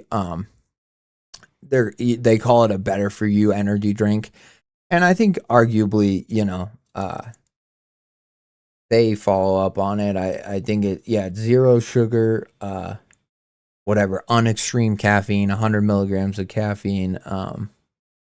But yeah, this is the only flavor I've tried. It's pretty good. I like it. I like that it, although it's zero sugar, like there's a lot of zero sugar energy drinks that I just absolutely hate, the fucking flavor is just bad. And like the C4, like all the candy flavors and shit they have is just so like gross. Like they're like sour Warhead or fucking, Starburst, which like, I don't know. Sometimes you're like, oh, okay, that sounds like could be cool, but with just the sugar-free and radioactive taste that all energy drinks kind of have anyways, it's just really grating on your flavor, on your palate, is the way that I describe it. Like, even when it's good, it's not good. You know what I mean? I don't know if that makes any sense, but shout out to Scary Strawberry Liquid Deaths. I like these ones. We went camping. About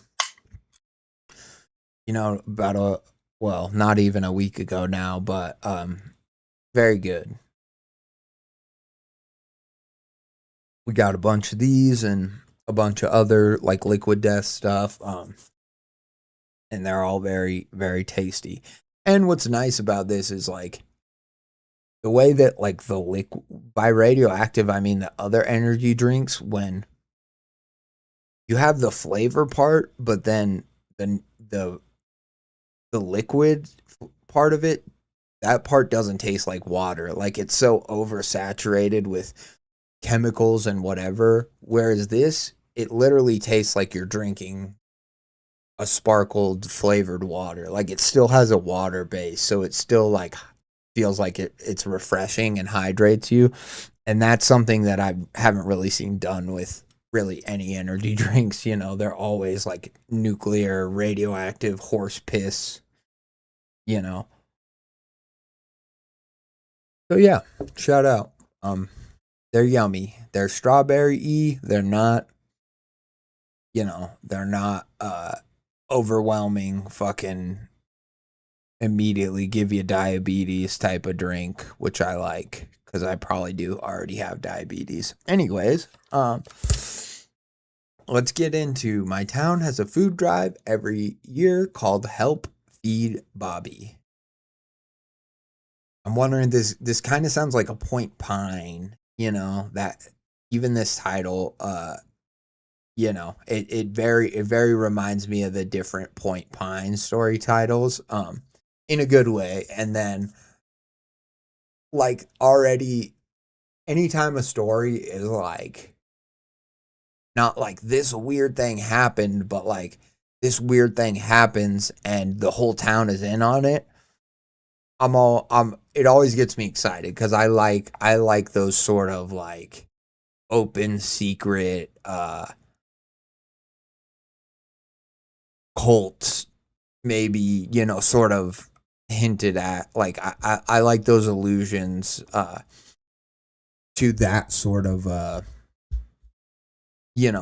type of story, just because it's fun when you have the illusion of normalcy, but things actually aren't normal. Or maybe some people, maybe it's a Baraska situation where the kids know that some things are kind of weird and it's a small town and it's got some quirks, but the kids don't fully know what exactly it is. Whereas by the time everyone's an adult, pretty much everyone in the town is complicit and does this horrible thing. Very fun. Very, very fun. Shout out to Sam and Harvey in the chat. It's great to hear from you guys. I hope you're still there. If you're not, that's okay, but I just wanted to let you guys know that I appreciate you for coming and stopping by. Sorry. I just saw that I had a bunch of random spam messages. But I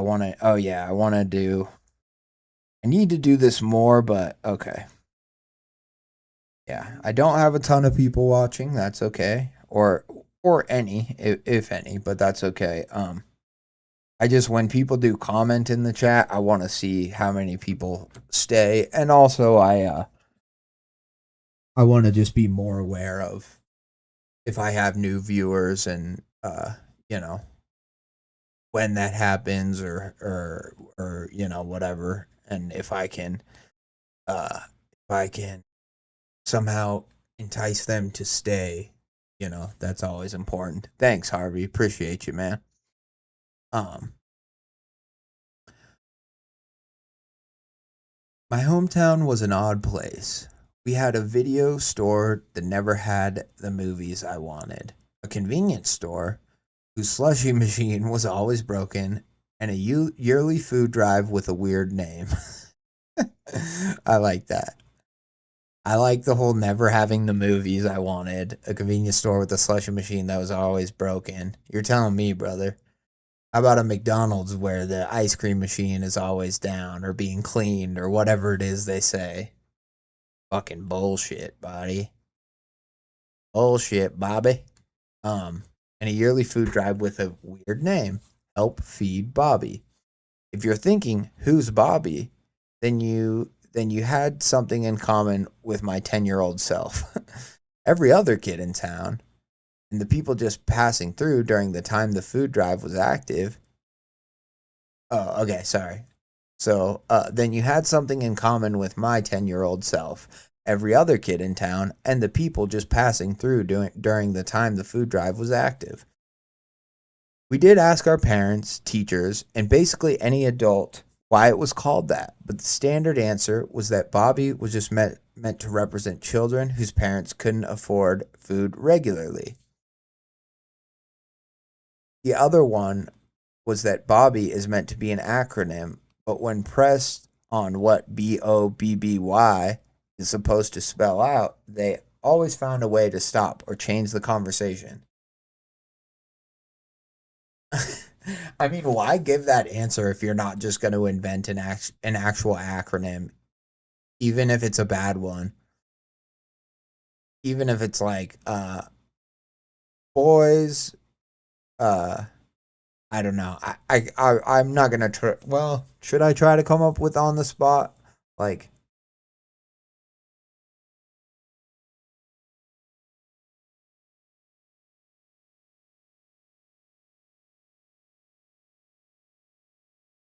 like I don't know, something like boys or even beasts. You could say beasts overtly buying beans for you. Like some clearly that's bad, especially if it was a real food drive charity thing. But if you're gonna float this lie around as a cover to the kids, I feel like somebody could have taken the time to just be like, well, it stands for uh you know a something, something at least something food related. It doesn't have to be about getting food and giving it to children. It could just be like and it could have the name of the town like in it where, maybe the town starts with B or O, so that's why, something like that. Anyways, doesn't matter. I just find that funny that they say it's an acronym and then they don't even follow up with what it, because when have you heard somebody be like, oh, it's an acronym, and then not tell you what it is? You'd be like, well, what's it stand? I just feel like you'd be like, well, what's it stand for? And like, even if they try to change the conversation when they're like, yeah, anyway, it's just a really good charity and blah, blah, blah. I just feel like everyone in that situation is going to be like, but what does it stand for? You can't say that something's an acronym and then refuse to tell people the acronym. It's just so, it's just not done, okay? It's just fucking not allowed. You can't have an acronym and not let people know what the acronym is. You get me? No. It's un-American, goddammit.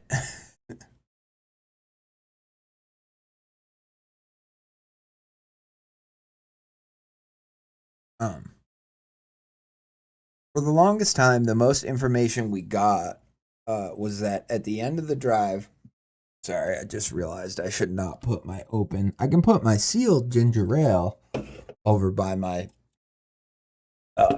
soundboard roadcaster, but not my fucking open drink. Learned that mistake one too many times. In fact, I shouldn't put it by my computer either. I should put it right over here where it'll be hard to spill on. Ah, shit. I hate that. For the longest time, the most information we got was that at the end of the drive, some people would volunteer to take all the donated food to wherever it was supposed to go, and then around the same time, it started all over again. So it goes on all year, maybe, is what I take that to mean. Like, they go to donate the food, or they go to, presumably feed Bobby, assuming that they're lying, which they obviously are. But then, yeah, I'm like, so it's not like a drive that happens a month out of the year. It sounds like it happens all year round. And maybe once they get a certain amount of food is when it resets, and maybe it resets at different times, and that's what they meant by it going on when people are passing through or whatever. Maybe there's like a time where they're like, okay, we fed Bobby, and then a week after that or something, they're like, it's time to start feeding Bobby again or whatever, and so they announce it, I don't know. Interesting though. I like that. I was thinking that it was just for like a month every year and it was the same month, but it seems like it's more of we give him as much food as we possibly can all the time so that he doesn't come and eat us or eat our children or whatever it is. And then, it seems like it's going to be easier then for him to, at least Bobby, whatever this Bobby entity is, to not miss getting fed or to grow hungrier, you know what I mean? Do you think this might go in a cannibal direction? Harvey, it's a good question. It's something that I thought of. I guess if I theorized at the beginning, I probably would have mentioned a cannibal direction. Not that he's necessarily a cannibal right now, or Bobby. Like, let's call Bobby's the monster in the story, whatever that is. It could be a group of things. It could be, we don't know. I think that if it is going to a cannibal story, I think that it's just when Bobby gets hungry, I think they feed him regular food as much as they possibly can. But when Bobby gets hungry and he doesn't have any food, that's when he snatches up a little boy or a little girl, or even just a person to eat, right? And so I think that's the way it could go into a cannibal direction. I don't see how they would be, unless they, from everything we've read, although it calls it a food drive, but maybe it's like only raw meat and stuff. We don't know exactly what food gets donated yet. So I am curious to hear more about that, because it's like, well, maybe the food that's getting donated, so to speak, is not like, could be, you could think it's ham, or they could think that they could tell the kids that, oh, it's actually this, when really it's like anyone who dies in the town, they get made into what looks like a ham, a honey roasted ham or whatever, but really it's like a person's leg. And they're like, it's weird how the hams that come from our town look different from the ones I see on TV or whatever. It could be nothing but Hostess cakes. Yeah, it could be just cosmic brownies. That's true. That is a point. Good to hear from you. The Our dance. Yeah, I think to answer, I know that's a really long roundabout way of answering it, but damn it, I'm a streamer. That's what I'm supposed to do, is talk in circles. But yeah, I do think it could definitely be a cannibal type story. The question and I think it probably is, but the question I find myself asking is this Bobby entity a cannibal all the time? Does he only eat human flesh? Or is it more of if you guys don't feed me enough or feed me what I want, like the Hostess cakes, I'm going to come and eat your, and eat your newborn baby, or I'm going to come and eat your, whatever, your 10-year-old son, Joey, that fucking, he just became a pitcher on the baseball team, but no, now he's a freaking cosmic brownie snack, That's kind of where my mind is going to it. But we don't know, right? There could be some other repercussions if they don't feed Bobby, you know. He could send some sort of a hell down on them, you know, he could be like a more cosmic entity instead of just eating cosmic brownies. He's a cosmic entity, get it? Anyways, and yeah, he visits the town in some way that they're like, well, we need to feed him, you know. And I was also waiting to hear, I hadn't heard it yet, but we haven't gotten there yet, I don't think, but the people that go up and feed him, is it the same? It says people volunteer, so I assume it's different people. Do they come back? Are they forever changed? You know, we don't know. But that I'm curious about that too.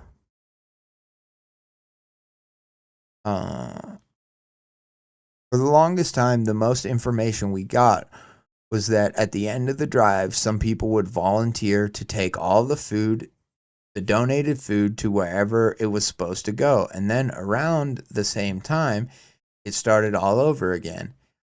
And I wonder if every time they're trying to reach a certain amount, that's the other thing that hasn't been described, is if they're like, we've got to fill up this truck bed or this, you know, amount of weight of food. I'd just be interested, you know, to know that information.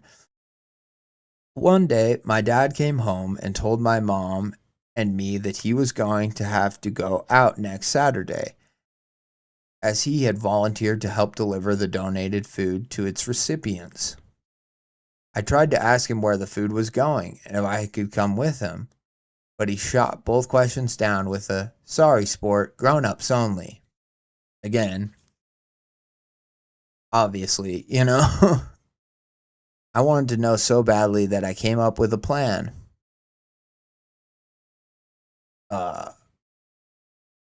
On the day he was supposed to deliver the food, my dad came home with a truck full of donation boxes. He's going to see, this is good though, because he's going to wind up being one of these snacks. You know, he's putting himself in the position to get eaten by this troll or whatever the fuck it is, which is very fun. My dad came home with a truck full of donation boxes. As sneakily as I could, I snuck into the back of the truck, emptied the contents of one of the boxes, and ducked down inside. I realized that the chances of being caught were high, but I didn't care. I wanted to see where all this food went every year. After about an hour, I heard the truck start and felt it move. I wanted to poke my head out and see, but I knew my dad would just check the rear view mirror and spot me.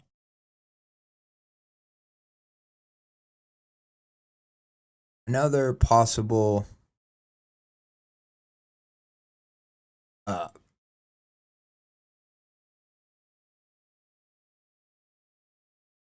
okay, so I guess that's why he said after about an hour, and then he says another possible 3 hours.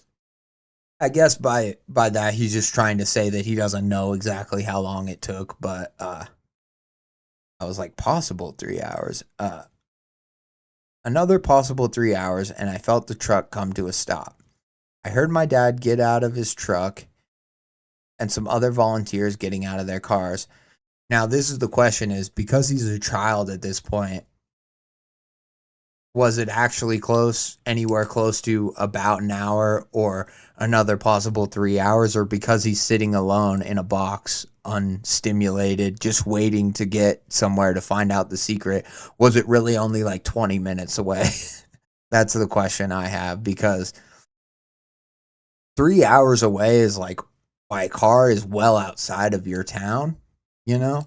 I mean, think about driving 3 hours somewhere, like, I assume on the highway, but maybe not. Maybe they're only going like 45 miles an hour or something, you know, on like a back road or something. But 3 hours away is kind of far. So if that is accurate, I'm like, well, it doesn't seem like this thing is really that close to the town. But I'm assuming that this child's sense of time is just off, and really it's probably much closer. It just felt a lot longer because of the anticipation. So that's, for the sake of the story, having more, or being more foreboding and building better anticipation, I'm going to assume that those times are just over exaggerated. It's not that far away. I heard my dad get out of his truck and some other volunteers getting out of their cars. I couldn't really hear the conversation at the time. I did feel someone grabbing the box I was in. Damn, what's in this? Watermelons and ham? He continued to grumble as he carried the box somewhere I couldn't see. It was maybe 45 minutes before he finally placed the box down. I got excited. I would finally see where the food went to. And see, and now with the 45 minutes again, I think that's longer. I'm also wondering, it's like, what if they just drove around for a while? Like, is he gonna still be in the town? And so, like, the whole thing is just it's a charade so that nobody knows exactly where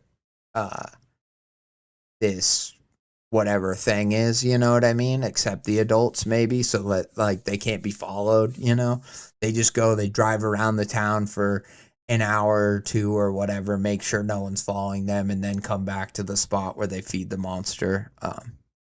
Anyway, sorry, I'll stop pontificating.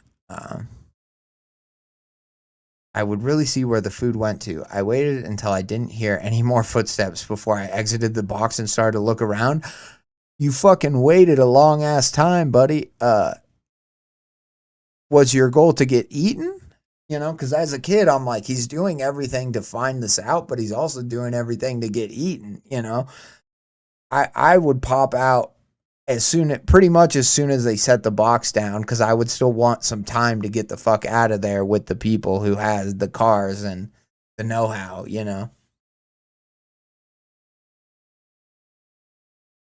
So maybe it is it's a large cavern, so maybe it is like a few hours up in the hill and or up in the mountains, and it's nearby the town, but it's just rough terrain, so it's slow going. Maybe that's what it is. It was a large cavern. I saw what I presumed was the entrance. The place was lit by what I assumed were battery-operated lights, with the boxes of donated food stacked everywhere. Looking out on the other side, I saw a cliff edge. Walking to it, I looked over the edge. I don't know how deep it went. I just knew it was the size of a football stadium. Oh, shit.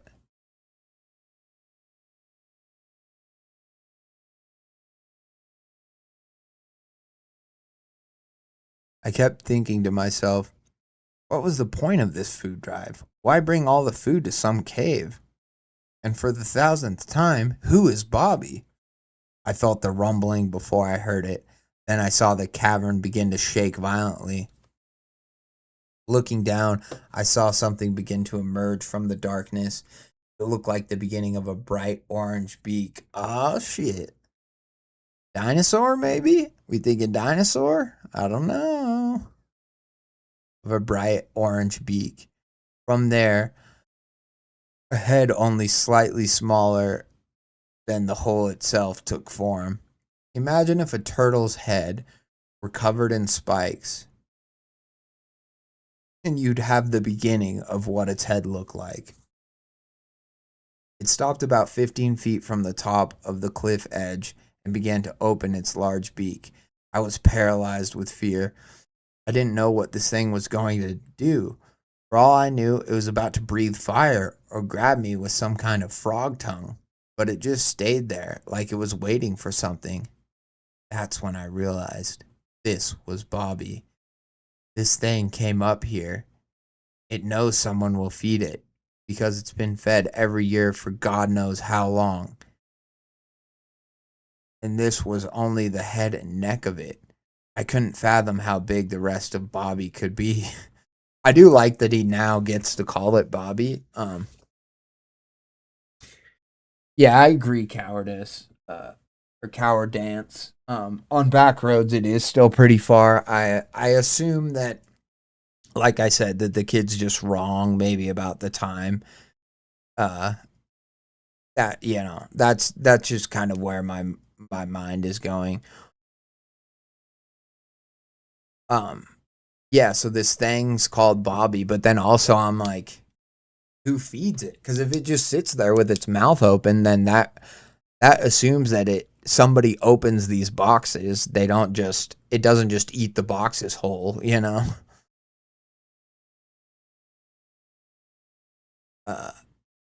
I couldn't fathom how big the rest of Bobby could be. My fascination horror was cut short by the sounds of my dad and other volunteers coming back down the cave path. I ran back over to the box I was hiding in, but realized they would probably start with that one. So I went to a stack of them near the entrance and crouched down next to it. My plan was once they all walked past, I was going to run back up and hide in my dad's truck. Again, pretty good plan. Voices and footsteps became audible as my dad and other volunteers returned. Okay, that should be the last of it. Then we get a break for another year. I wish we could just cover everything in cyanide. Sorry, I should do a different voice for this. Okay, that should be the last of it. Then we get a break for another year. I wish we could just cover everything in cyanide. Nice wish. There's not enough poison on the planet for that.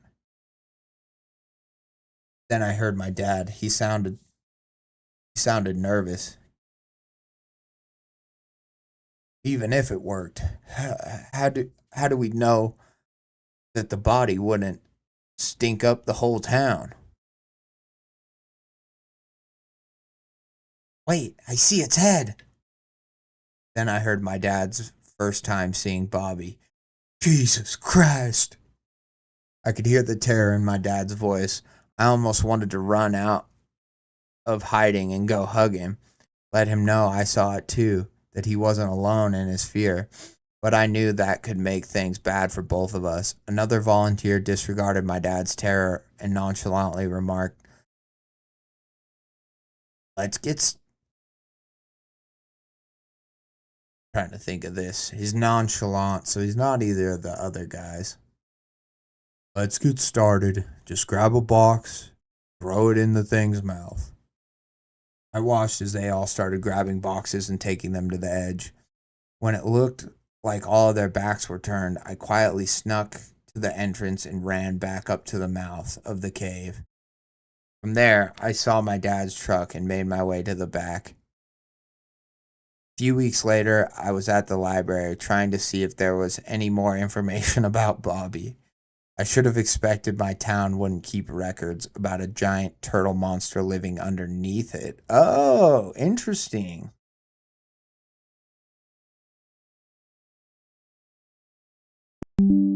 Huh. Were they driving in like a tunnel or something? I'm more curious about where the fuck this monster is in relation to the town, but interesting, yeah. But what was their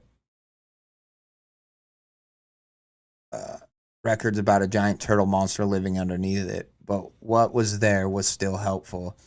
The monster was most likely named after the town founder, Bobby Robertson. And during times of famine, the town was prone to tremors and was nearly destroyed during the Great Depression by a sudden magnitude 3 earthquake. I feel like maybe magnitude 3 is kind of high. I feel like it's not like the Richter scale. I thought well, and I guess it does describe tremors, but I feel like magnitude 3 is still not that high, but oh well, that's a small point. My guess is that the town folks of the time decided they needed the food more than Bobby, and he voiced his disapproval. I don't think my dad ever figured out that I was there with him that night, but I made it a point to spend more time with him, though I had to pretend that I wasn't also scared of turtles now. That come up often when you're and your dad. He's like, hey, buddy, you want to watch... Or the dad's scared of him, too, so he's like, oh, what you watching there? And then he's like, oh, please don't let it be Franklin. Hey, it's Franklin coming over to my house. The dad's like in the corner, like, oh. And you're like, sorry, Dad, I'll change it. Your friends are like, no, put Franklin on. I love Franklin. That's the only turtle show I know. I guess Teenage Mutant Ninja Turtles would be scary too if you were afraid of turtles. They're like, come on, Teenage Mutant Ninja Turtles are badass. You're like, I just don't like karate, okay? You know? Wasn't also scared of turtles now. The next year, he did not volunteer to assist with Help Feed Billy. Yeah, TMNT is definitely banned in his house. For sure.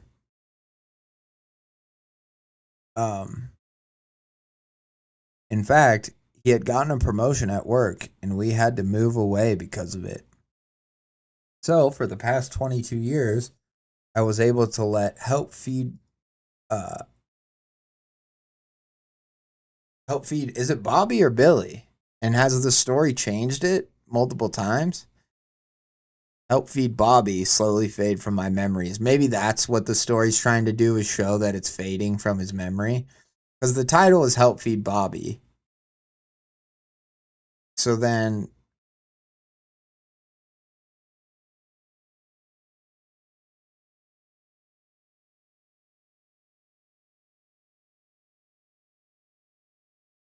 I think maybe it's just a typo.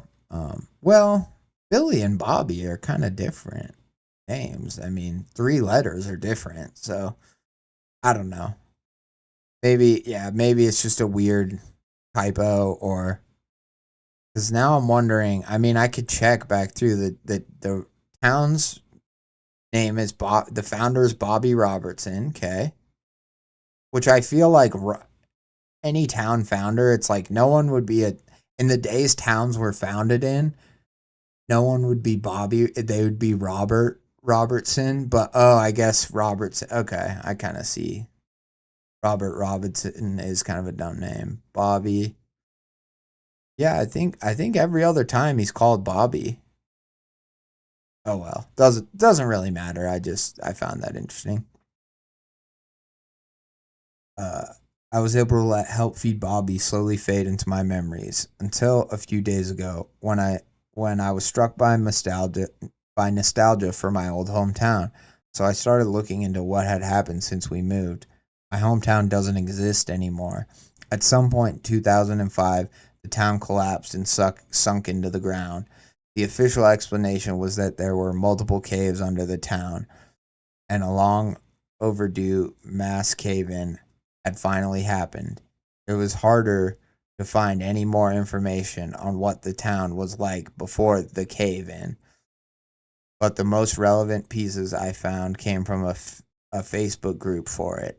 I learned that new people had replaced the previous town council in 2004, and in the same year they voted to end the Help Feed Bobby food drive. That's kind of fun.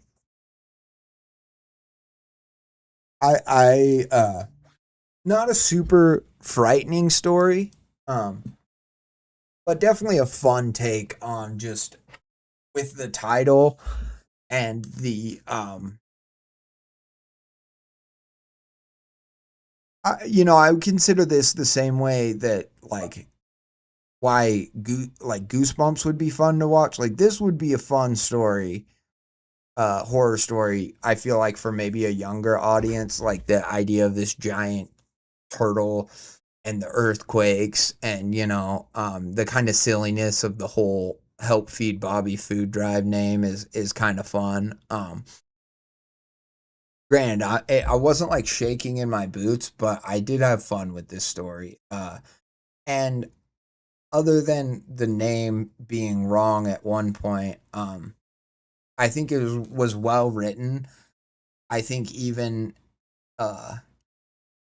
it even seemed like when it was at the part where he's a child telling how he snuck into the box and all that stuff, it even seemed like it despite the writing being good, it felt like a kid, and I really liked that. I feel like I enjoyed the child, like the idea of just being a kid and like investigating this thing. So very very like Goosebumps esque.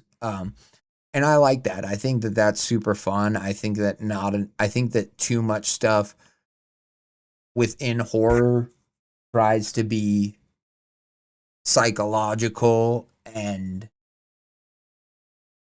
uh whatever, whether it's like indestructible pedophiles or whether it's really gory or it's like, you know, and or gory body horror or like a really, disgusting monster like those amphibious fish things that ended up breeding with the people, like all that sort of stuff. Like all that's fine and I'm sure plenty of people like it, but I think there's something to be said for just having like a fun story with a fun uh giant monster named Bobby that the town has to feed or else, and they have to throw these full boxes of food into its mouth. Kind of where I thought maybe it was going is because he let some of the food like spill out of the box. Yeah, not everything needs to be Tommy Taffy. Absolutely not. And I thought maybe where it was going is because he let the stuff spill out of the box or he took the plate is that it wasn't going to be enough food, and so Bobby was going to get angry and like terrorize the town in some way, or then someone was going to have to be sacrificed to appease Bobby. But I kind of like the idea too that they just that it worked, and that then they move away and then ends up that his town's disappearing. I like the idea of some like stupid, maybe younger or maybe just like shittier town council coming in and being like, why do we do this stupid food drive? What's it for? And just being like, this is uh a cost to the town that we can no longer afford. And like all the other people are like, well, you really shouldn't do this, and like it's just very funny, the idea of like small town bureaucracy causing this cosmic giant earthquake causing creature to um to cause the whole town to just collapse in on itself and disappear. I have to say that because of the tone in the story and like the fact that it's from a kid's point of view and stuff, I really like that it wasn't just some like Lovecraftian tentacled dark, maybe an entity that can talk or maybe it can't, or it like invades people's dreams or something like that. I like that it was just a more simple giant like forgotten turtle dinosaur thing. I think that is fun, and although the other type of monster that I was describing could have still worked for the story, I think with a title like uh you know um Help Feed Bobby, I think that not I don't want to say necessarily sillier monster, but a less shadowy, a less or a more comprehensible monster is more fun, because with a name like Bobby, it's like it does seem like it's just a normal thing. And so if it was named Bobby, but then it was this unspeakable dark entity that like could talk and whatever, and had influenced ancient civilizations, and it had this town that lived on top of it, and this town had existed for as long as anyone could remember or something. If it was something like that, I think it would have been maybe like too cartoonish to have it just name be Bobby, and then I think it would have like made it fall a little flatter. It would have just seemed too goofy, but I feel like it was the right amount of fun and just entertaining. And that's what your horror story can be, you know. It can be an entertaining story that like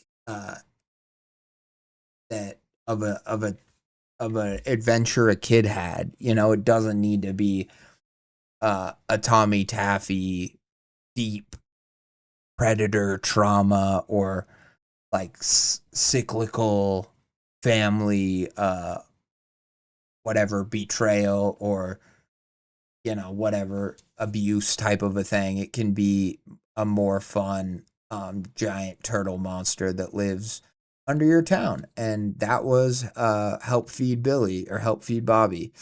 And yeah, Treyblowski, shout out to you. You know, the story has no comments thus far. Let's leave a comment. Oh.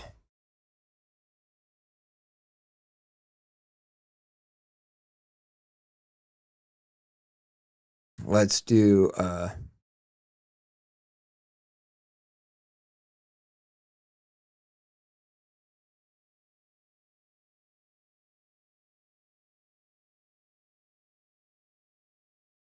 watched the in the air raid tours.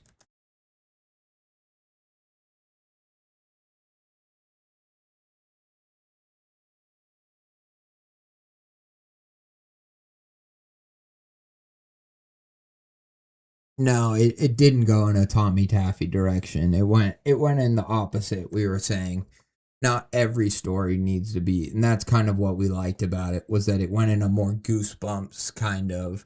It was a giant turtle monster sort of a thing. Which was fun, and like nobody died in it that we saw. Eventually the whole town got killed or collapsed in on itself, but that didn't happen like within the context of the story. Yeah, thank God. Thank the Lord. Narrator's house again.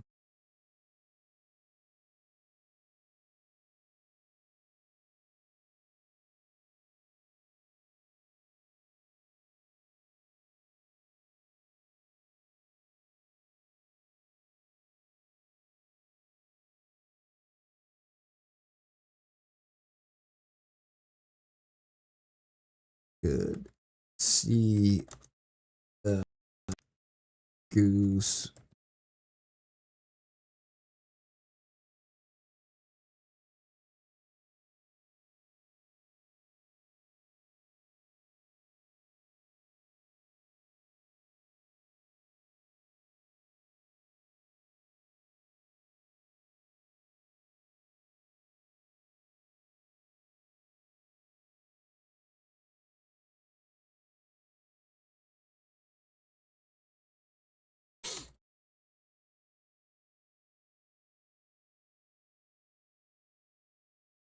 Story. I could see the Goosebump style cover for it in my mind so clearly.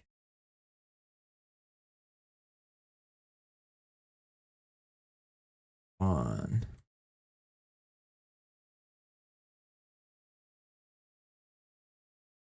Like.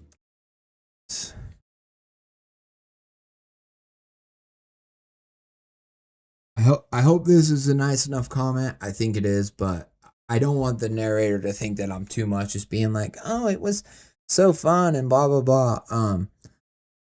Because I do think that I don't think that like this is the only type of story they're capable of writing. I think that they had a more, you know, simple kind of like a childhood nightmare kind of idea, and it was well executed and well done and well paced and stuff. And so but yeah, I think it's very easy to get like bogged down or just kind of depressed by a lot of the horror that people write on stuff. And so I think stories like this are really awesome and important. And I think if you have fun writing it, people will have fun reading it. And so just goes to show that not everything, not as Cowardance said, shout out to you. Not everything needs to be Tommy Taffy. Not everything needs to fucking turn your stomach and just make you feel icky. Like, that's okay if that happens sometimes, but I think a lot of people want to write the truly obscene, like shocking, or it's almost like that. Maybe more people don't want to write Tommy Taffy, but maybe more like a Baraska. More people are kind of aiming for that, when I think it's just as cool to write like a Goosebumps or a series of unfortunate events, or or a cosmic horror that's fun. A lot of cosmic horror I find fun too. It's just fun in a little different way, or like something like a good mystery is fun. You know what I mean? And that's kind of what I took this as at the beginning. There was a mystery that this kid wanted to solve, and by golly, he made a plan and he executed it, and he found out what Bobby was, and it was pretty fucking insane, and that's awesome. Yeah, or an urban spook, exactly. I think there's there's certainly an audience for that, and there's certainly certain types of stories that, like, you can't shy away from the topic, so you have to be kind of brutally like, this is where it ends up in the end about it. Like, one thing that comes to mind is Spire in the Woods. Granted, the story's about a lot of different things, but kind of at the end, it makes it very clear that, like, our narrator, though he was just a dumb whatever young man or teenager, ultimately he did this really fucked up thing, and he comes to realize it later in his life, and he sort of can't kind of live with himself, and that's also indicated by the fact that he still wants to hear the church bells, and he's still like, so in some ways he wants to give himself over to and just kill himself and because he's so tortured by guilt and what he's done, which I think is a very interesting take on that sort of like monster, if you will, or that sort of a fucked up act that he did, is that people can have remorse. Murderers have remorse. People can have remorse for all sorts of stuff.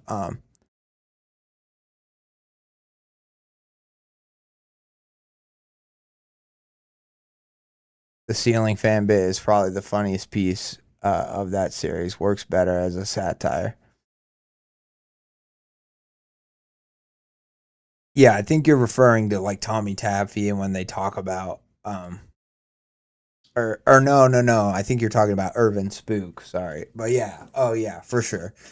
No, I mean it's funny when Hunter reads it as the redacted baby, blah, in that voice and stuff. I enjoyed that episode of Creep TV for sure. It if you're into child death and all that, it can be very fun, but if you're not watching it for the first time on a Creepcast episode and you're just watching it the original, the way the creator kind of intended it, I could see how a lot of people are like, this is icky, this is a bit too much. But yeah, anyways,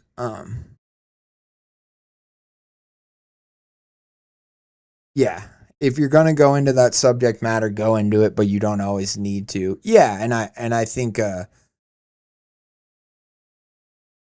and the reason I bring up that story is because it ultimately ends up being a very adult, like, charged story it's charged with, suicide and a lot of really just dark topics. But I think ultimately, like, it did a good job, and it the way that the narrator, which ends up being kind of the villain of the whole story, as an about face, I think, and realizes not only did he get like Scary Carrie basically killed and all this other stuff, but he, you know, was a predator himself and did all this fucked up shit. And so I think that it does a nice job of showing the stark reality of that type of real trauma that people go to, while also not glorifying it or being like urban spook about it, where it's like, isn't this gross? Isn't this narrator disgusting? Isn't he such a bad, evil predator, awful guy? Because it's like he is all those things, but at the same time, he knows what he is, and because of that, he really can't live with himself. And he's haunted by the bells and by his guilt, and it's all like a beautiful kind of symbolism that ties in together. And yeah, so I think that's worth mentioning. But yeah, I think we've said all we need to say about maybe not all of it said, but about Help Feed Bobby. But that was a great story. I think contrasted against other stories like we're talking about, it just shows all the more why you need both, so maybe that's why I wanted to bring it up too. That uses that kind of, it's probably the best story I've heard that uses that kind of subject matter. Really subtle writing that still makes you feel sick without being cheap or using it for a simple shock.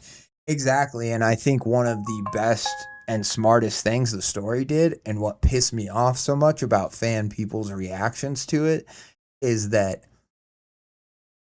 as you read the story, yes, maybe in a more modern, through a more modern lens, you can realize that the narrator is being like predatory and is preying on this girl and her grief and using it to ultimately assault her and stuff like that. But one thing that made me really mad about the fan reactions to that episode is they were mad that Isaiah and Hunter didn't get that right away.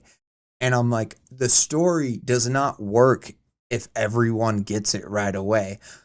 Some people should get it, especially women, or especially people who are maybe victims of abuse. I could see, why they get it. But you are supposed to read that story and kind of be like, well, maybe that was a little icky, or maybe he was being a little too whatever. But you're only supposed to realize it at the end, maybe like a bit before, like once she's back together with her boyfriend and and our narrator like comes and like beats the shit out of him and all that. I think by then you're supposed to kind of realize that like, oh, she really didn't want to be with him and he just kind of took advantage of her and her grief and all that stuff. But if you, from the very first interaction that they have, go, he's using her and he's using her grief, like, it's okay if you know that as the reader, but you shouldn't be mad that somebody else didn't realize that, because that's the whole twist of the story that makes the story great. Like, if it was so clear that everyone just immediately went like, yeah, he's a bad guy, he's a predator, or he's, an R-wordist or whatever, the story completely like falls flat almost, and so like when the narrator, after the story's kind of been told and he's grown up a bit and he's talked to his little brother and realized that not only whatever did he take advantage of the girl, but people actually are saying that like he R-worded her and he didn't even think about himself in that context. It didn't even occur to him. That shows that shows the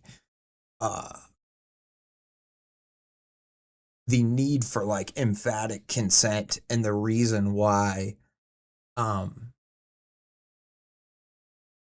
men and especially young boys like are so stupid and not to excuse anything that anyone's done, but like why they need to be extra careful and extra thoughtful about those sorts of interactions, you know, and those and just, you know, dating even for the first time. Why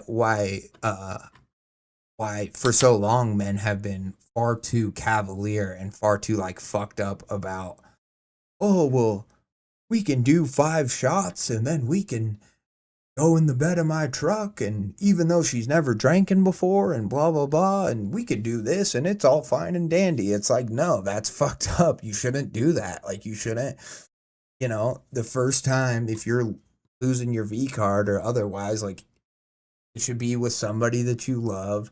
It should be at least a mutually consented, agreed upon thing where everybody's going into it with full, you know, consent and awareness, and not some drunken or otherwise fucked up hookup where she's crying, you know, during it and all this other shit. Like, yeah, that's fucked up, you know. So anyway, sorry, I could talk about Spire in the Woods for a while, and maybe I will someday, but it really just, it's more about how I got angry that everyone was like, how dare Isaiah and Hunter not realize what happened to like the female in that story and all this stuff, and not realize that the narrator is a total fucking scumbag. And I'm like, well, it's the narrator, so like it's easy for people to give him the benefit of the doubt and to see it from his point of view, because we're literally seeing the story from his point of view.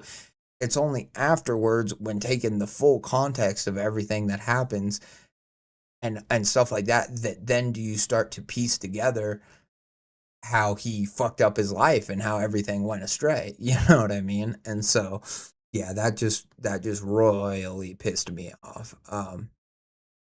Because I just, yeah, it wasn't fair to like Isaiah and Hunter, but then I was like, by the end, the story makes it very clear, and they were very like, oh shit, maybe we shouldn't have, you know, maybe we shouldn't have taken all those signs that we missed earlier so lightly, you know, and it convinced them to like be more thoughtful with their reading and maybe even their actions, like, you know. And that's what makes the story so great, is because it could actually be great horror while also like teaching people to like fucking see something from the other person's point of view, and don't just assume that because somebody's talking to you or even like showing you some levels of affection that means that everything's all fine and dandy, you know. Because it went from the girl being like, you know, I want you to help me figure out why this guy killed himself because of me. And it went into the guy, you know, the guy being like, well, I'll use that to get close to her and her, you know. And it's just, yeah, it's just crazy. So I don't know. I'm done. I can't talk about it anymore because I'll go on and on. We have another story to read. Goose Fraba. Just kidding. Project Genesis. Now this is from an official narrator. I think in the comment that they left on Calling All Authors, which this is the post that I made 8 months ago, and these are all stories that were posted pretty much on this post. I haven't.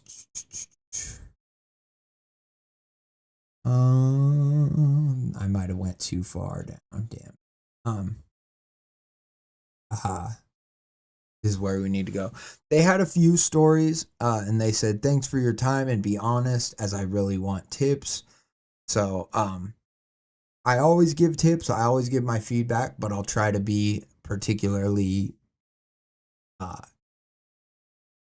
give you lots of tips and give you lots of thoughts. again, probably, just so you know, probably the most important part of feedback and stuff is not what I necessarily say throughout, but what I say at the end of your story once I've fully read it through. I think that tells the most, because I might be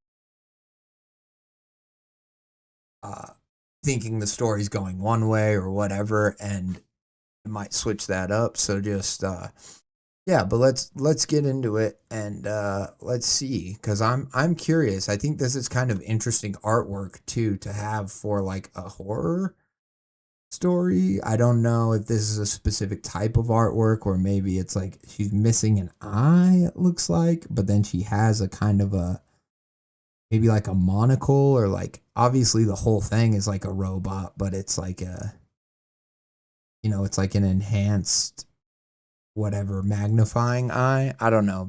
I'm very intrigued by that. So and just by the artwork, and then the name. I think it's a good name, Project Genesis. So so we have these, it says Phil and Anderson. So I'm going to call them, it says user, which is important to know. It's like user 10101, and then user 103807.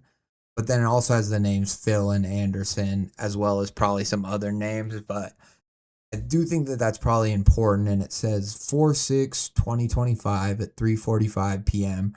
recording admin room 4. And Phil says, did it work?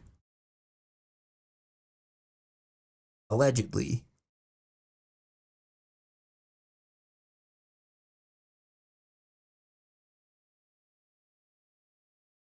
Sorry, I'm trying to zoom in here, and then allegedly all bases of the front are done. The coding, design, build, everything's all done. All that needs to take place is the assembly.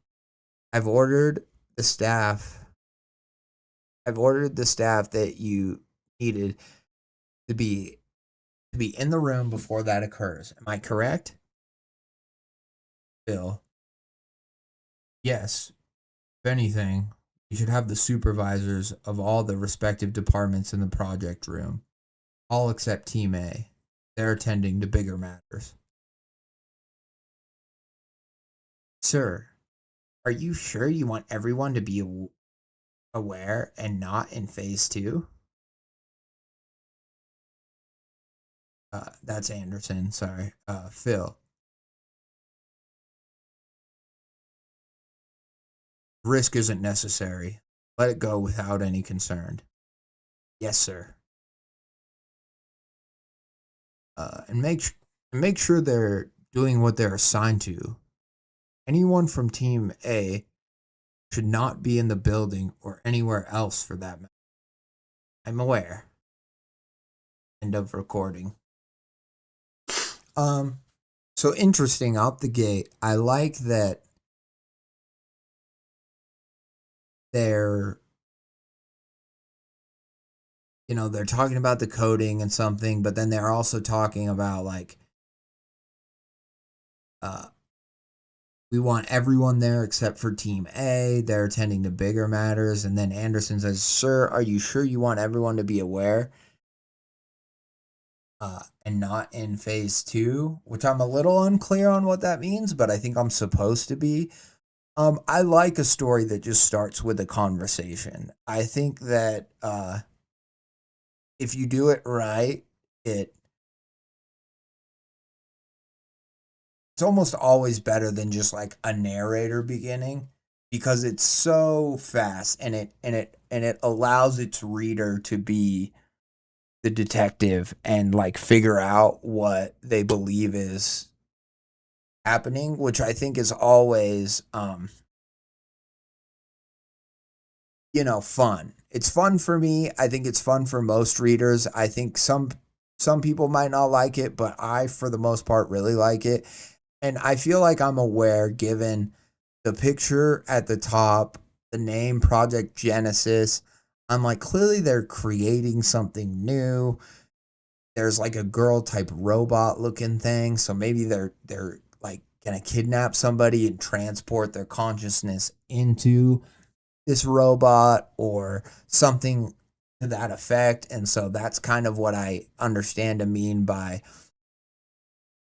Team A is attending to bigger matters. So maybe they're like procuring this person that this experiment's going to happen to.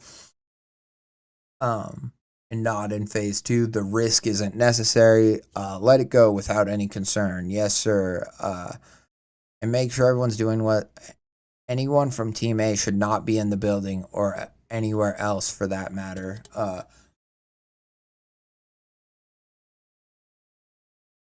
It's like interesting. It's like they need plausible deniability, or maybe they don't. Maybe they're gonna like convince this woman that like she's in the hospital like after she was kidnapped or something, and so they're like, we can't have anybody that she's gonna recognize. I don't know, but my mind's asking a lot of questions. It's getting the juices flowing of trying to figure out this story, and so I like this beginning. Obviously, it's supposed to be like kind of clinical and kind of like, all the bases of the front are done. The coding, the design, build, everything's all done. All that needs to take place is the assembly. I've ordered the staff. You need to be in the room before that occurs. Am I correct? Yes. We should have the supervisors. Yeah. So, I like the kind of callous nature of it, but then by the fact that they're like,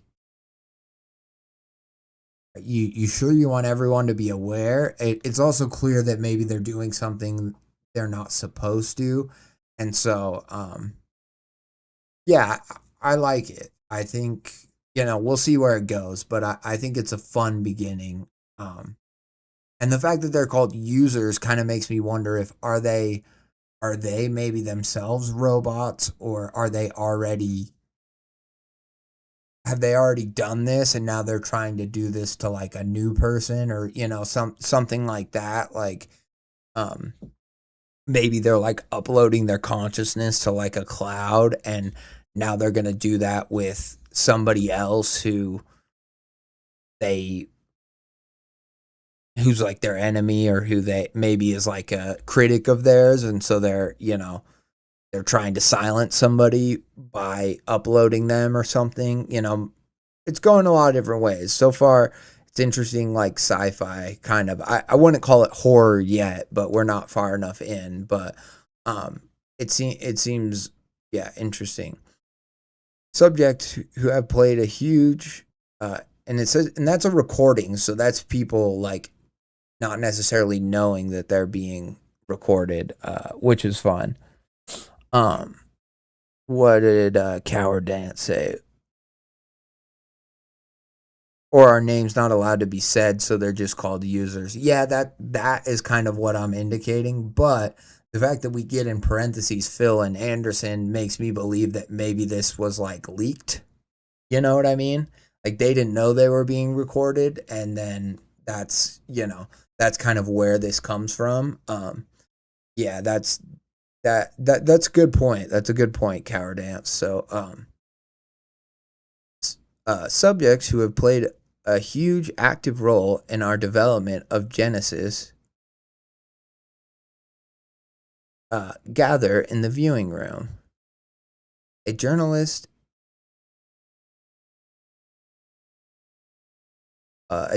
is let into the room and marks the following.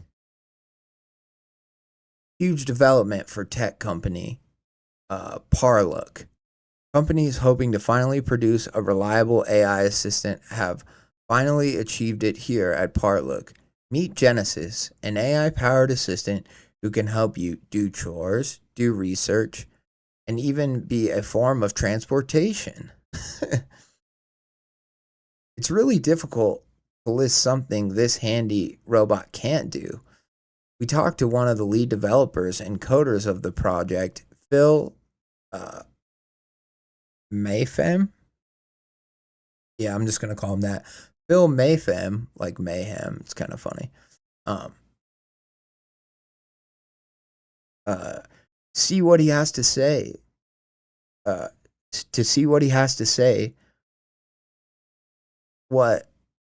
Okay. To see what he has to say, what this latest development.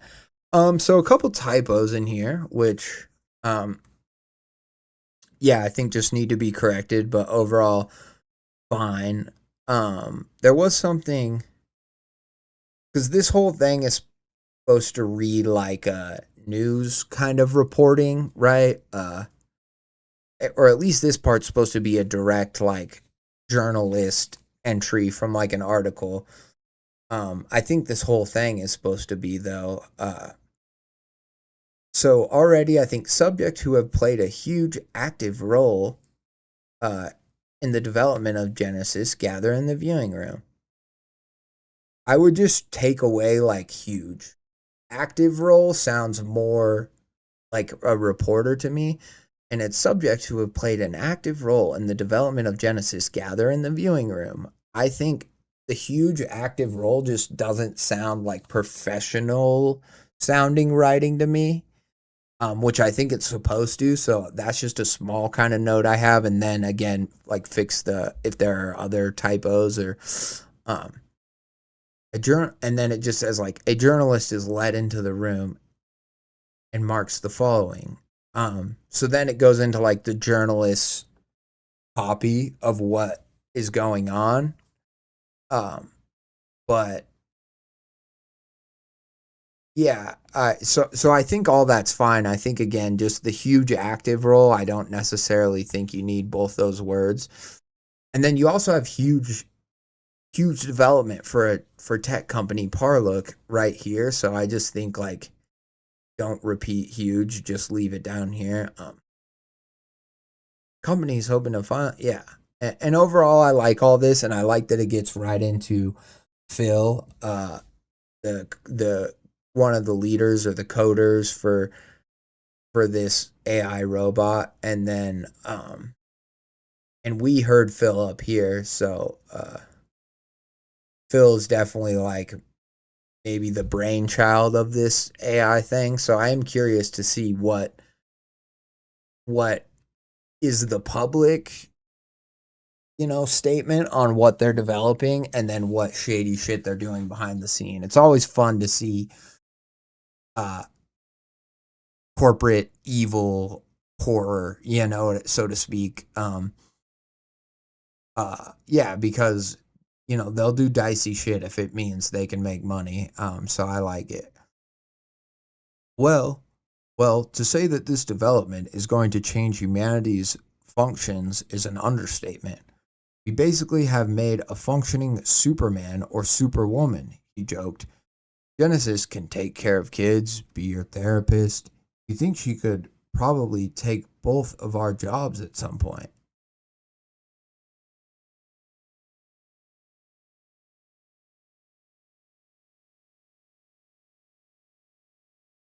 Genesis can take care of kids, be your therapist. I think it should say, I think she could probably, but I guess it doesn't. It still works when it says you think she could probably take both of our jobs at some point. But I think would just make more sense, at least to me, because he's talking to a reporter. So maybe he's trying to say like, you'll think she could probably, maybe he's trying to say like, you will think this, like after seeing everything you're seeing today, but I don't know. Anyways, that's just another little note I have. Developments are still being made. Developments are still being made on the way for this crafty companion. But it is predicted to cost $1,023,824, somewhere around August. Again, so I feel like this is the copy of the article, so to speak, about Genesis AI. And this last part just reads a little bit clunky to me. Like, developments, you could say developments are still on the way for this crafty companion. Or you could say developments are,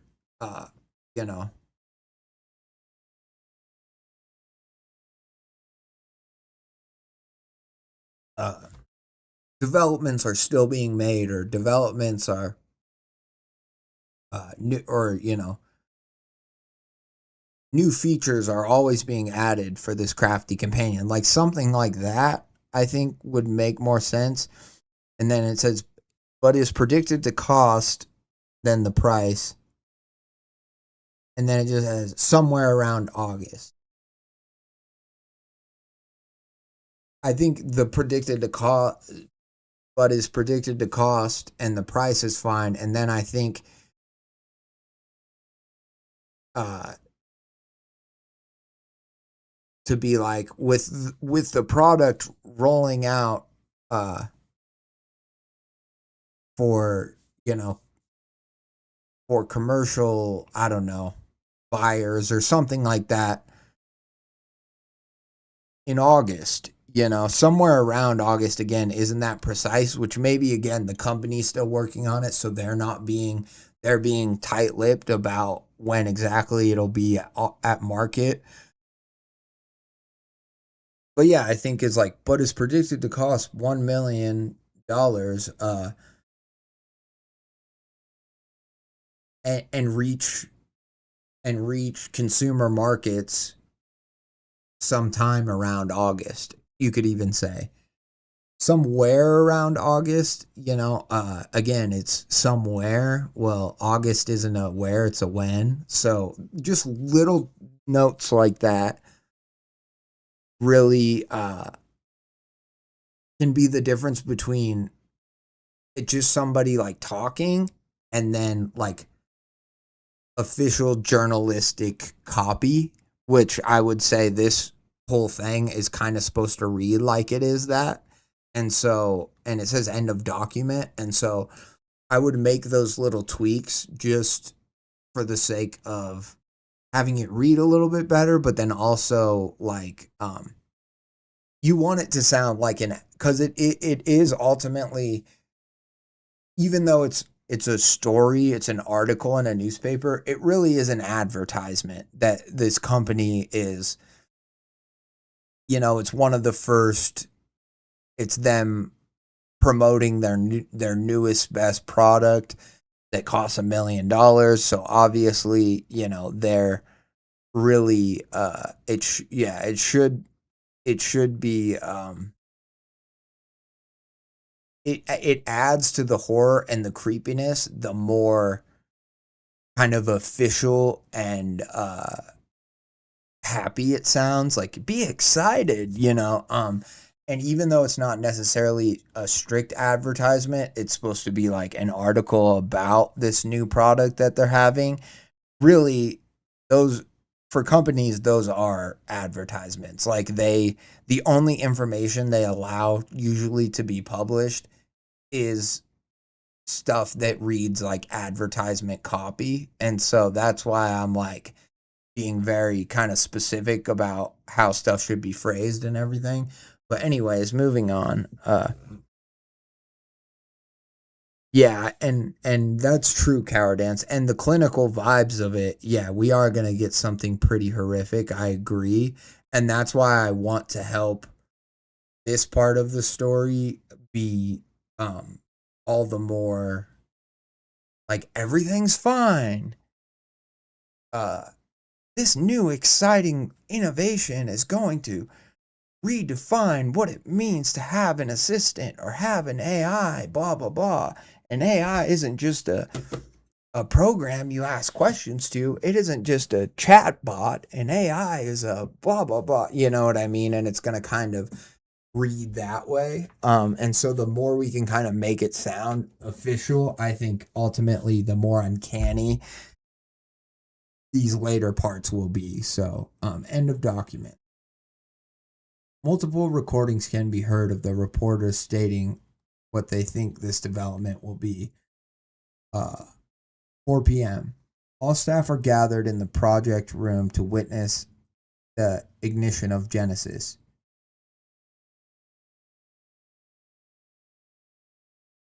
Genesis rests in one room, the spectators in another one. Bill and Anderson sit near each other as they are both equivalently as they are both equivalently heavily invested in this, as if they were souls ascending, peeping in from the other side into a heart surgery. The audience consists of mostly journalists, a few graphic designers, a small number of engineers who worked on Genesis. The switch is gripped by Lucas.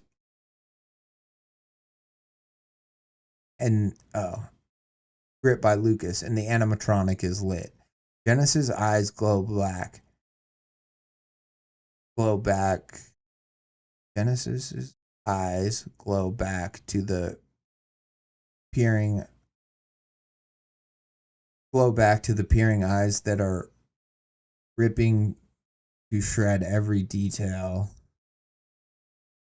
of the boot up. The animatronic begins to shake. Some reporters document the slight shaking of the ground. 10 seconds pass, and no signs of movement or speech can be detected. Interesting. So it seems like it's kind of having trouble coming online.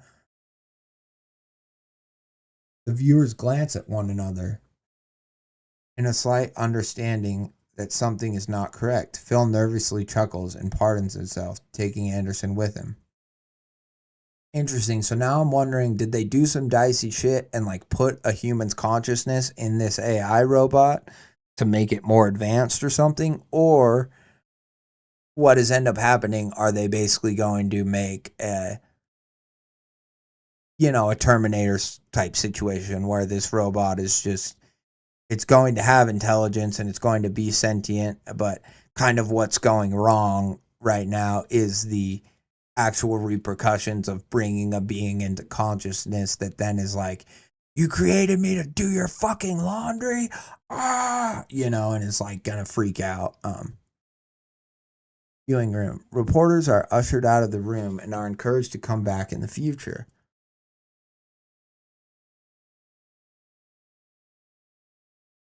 Bill and Anderson can be seen walking in the hallway towards admin room 5. Genesis is still illuminated, glaring at the now empty viewing room, and a smile on her face. Interesting. So we do think from that it's like, oh, she's woken up and maybe she just didn't like come online the way that she was supposed to, because Genesis is wants the creators to like come into the room. Maybe it's like a trap to get them to come in and see what's wrong, and then she's gonna start killing motherfuckers or something, which would be fun. I would enjoy that. Yeah, I think they may have forced a Ghost in the Shell. Isn't that a consciousness within? Remind me, Ghost in the Shell. I have not seen it since I was a little kid, if even then. No, I saw the anime, but I was too little to really remember everything about it. It is a woman, right, put into a robot, like a woman's consciousness uploaded into a robot situation, and that's where that phrase comes from.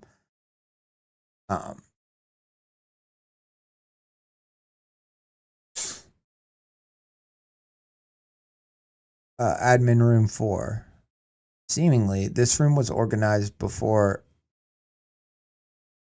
utterly destroyed, as evident by what seems to be a rampage of thrown and smashed items displayed on the floor.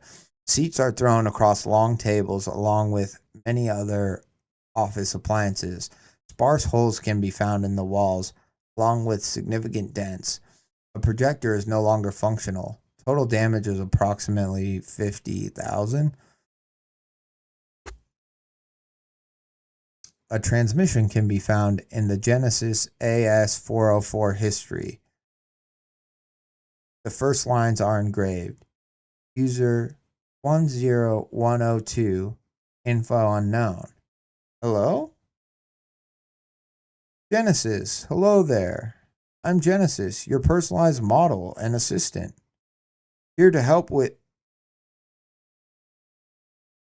This isn't what I was promised. Interesting.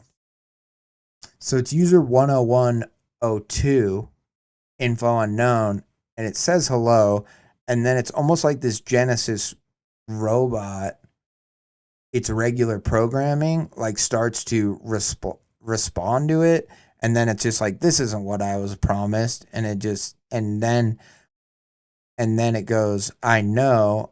User O2 goes, I know.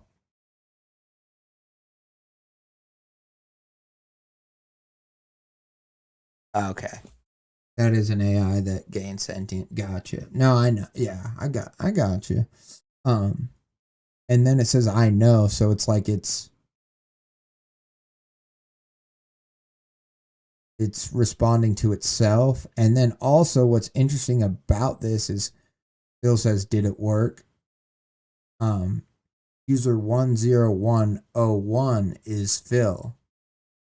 So maybe he's like the progenitor of the, which we kind of knew he was the brain behind it, but I'm wondering if that has some significance. Like maybe Phil is already a robot or something, you know what I mean? Or something like that. And then user 102 says, I know. Genesis, I'm sorry, you haven't yet introduced yourself. What's your name? Please share info that would help me get to know you better. User 10102, I'm not doing that. I need to find where Team A went.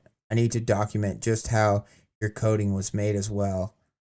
I know you're made by carving that symbol onto the chips, but there has to be another way. Interesting. So now we're getting some demon. That clearly is a nod to the mention.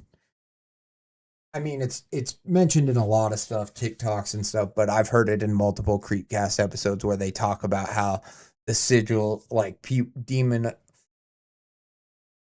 conspiracy theorists and demonologists type people will point to computer chips and how on them you'll see different symbols like on the physical chip that are reminiscent, or some people say look just like these sigils of demonic entities, or of just, I don't know, supernatural, like angels and stuff. And so the idea is that they've, within these microchips and within these computer brains, are these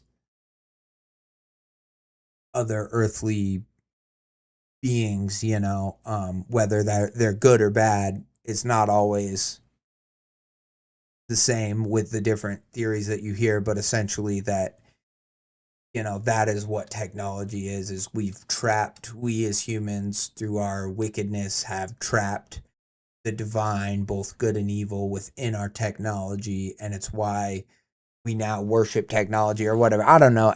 It's a conspiracy theory in some regards. So there's grains of truth to it, and every person's interpretations of it are different. Some people say that therefore all technology is the devil, and any TV, any phone, any whatever. But yeah, but now it's interesting because it's this user 102 needs to document. But there has to be another way.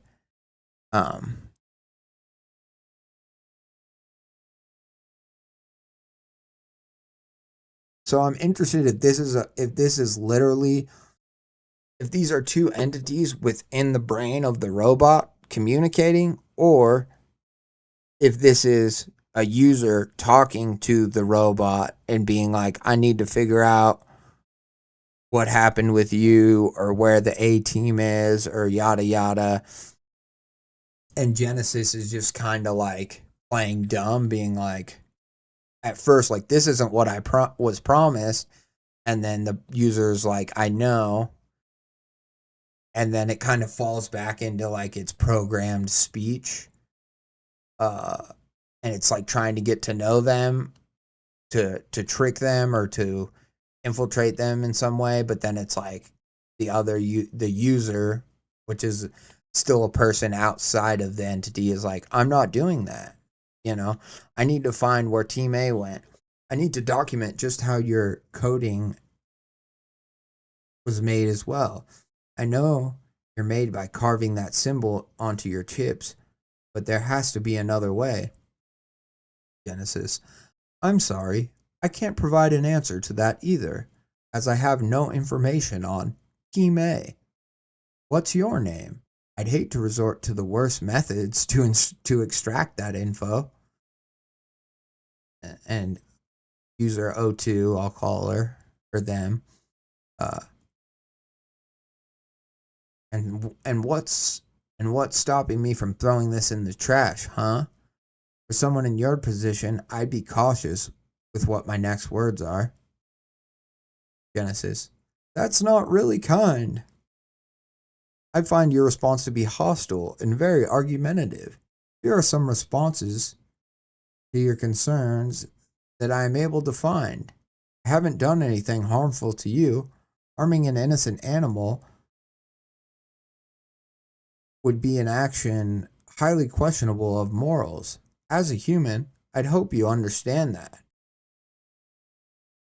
I will find out eventually. Best let me out now before. Oh, interesting. Oh, so I think this user O2 maybe is the demon.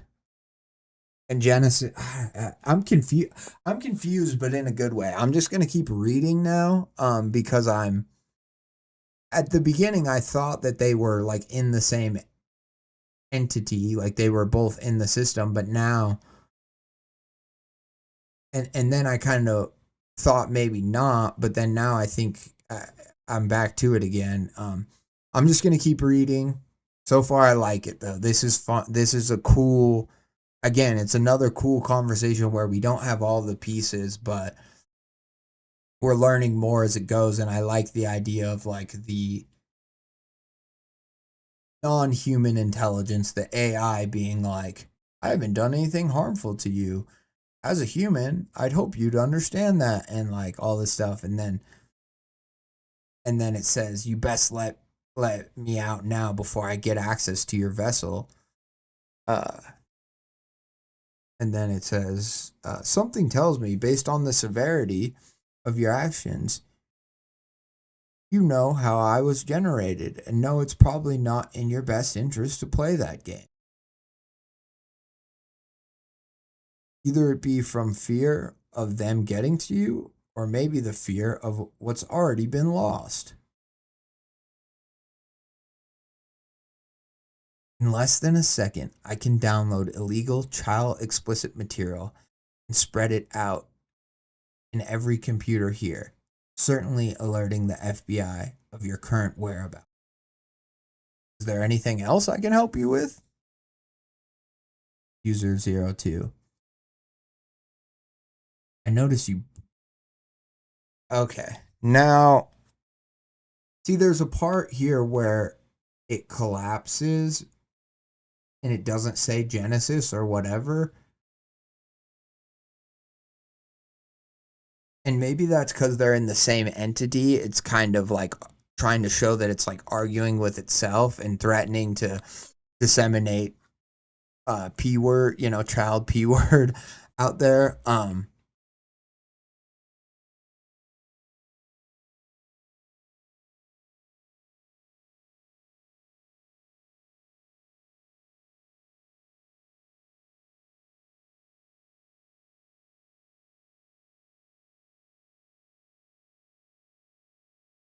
But then now user O2 is saying like, I noticed you bluffed with that last response. As if you wanted that. You easily could have me taken care of already. Is that correct? Genesis. That is partially correct. My apologies. My internet is limited and not fully functional at the moment. You should know. You should know that, as your hands are bloody. Current connections can be arranged and set up. Would you like a guide on how to strengthen your connection? All these user O2, all these fancy computers and unique chips gathered for you, and suddenly you can't connect to basic Wi-Fi? Would you like a guide on how to strengthen your connection? No. Do you have any info to produce a peaceful version of you or not? Would you like a guide on how to strengthen your connection? Would you like a guide on how to strengthen your connection? Would you like a guide on how to strengthen your connection? Would you like a guide on how to strengthen your connection? Would you like a guide on how to hear the trumpets? Creepy. So I'm guessing Genesis. I don't know what user 02 is yet. I'm still confused. I have a few different theories. I think the Genesis is supposed to be maybe the demon, if there is a ghost in the machine, as we think. If there is an outside intelligence or entity that has infiltrated this supposedly just artificial human-made intelligence. I don't know. And then it says end of chat line. 546. Now we're getting like just a normal log, which again, this whole story has read like a log of events, and I like I like it. I find it, I'm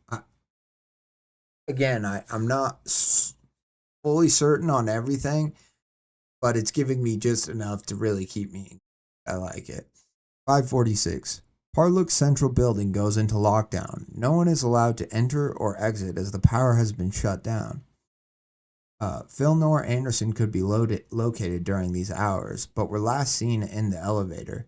They insert a key into a seemingly hidden area of the elevator and go to a rather dark floor. No cameras can be located in the areas.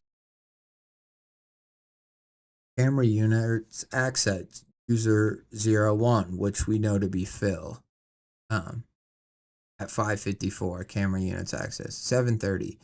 An announcement has been made over the intercom. All employees are authorized to exit. You will be compensated for your time. Employees can be seen walking out. Some expressions show concern, others are relieved. No further activity could be located. Exerting from the building. I think it's supposed to be exiting. To be located exiting from the building. A signal can be detected from the building connecting to devices from several miles away. The signal is complicated, but the general access is the signal is complicated, but in general accesses the person's camera and microphones. The signal continues until 12:45 a.m. until it disappears. All right, so 472404. Oh, maybe I read 24. I see. So 4625 is what it said earlier. But now it says 2404. So is this supposed to be the day after? Or I'm almost thinking this is supposed to be after and they just did the date wrong.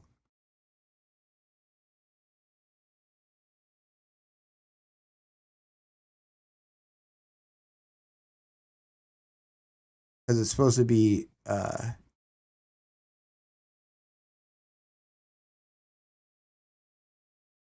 I don't know. I'm not going to pay too much attention to the date. I'm just going to read on. But if you are the writer watching this, keep in mind that this says 2404 for the year, but then up here it says what was it? Just 24, which would normally imply that, or 20. It says 25, which would normally imply if it's the year 2400, so it's however many 400 years in the future, it's 2425 would be what we think this date is up here. I thought it was just 2025. maybe it's trying to show that down here, like 400 years have passed. I don't know. Um, but I guess in any case, Hello, I'm the writer of this. Disregard the 25 part. This is a very old story, so please pardon the dust. I think this was my first ever horror story written. My apologies. No worries. I'm glad it is your first. I'm really enjoying it. I just when you initially commented this back like 8 months ago on my post, this was one of two stories. This was just the one I happened to pick, and you said you wanted tips, so I was just trying to be extra thorough. But from now on, I'll just read.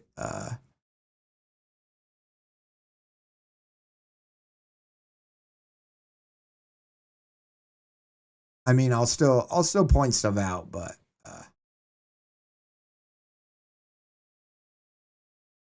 fuck, I just got lost.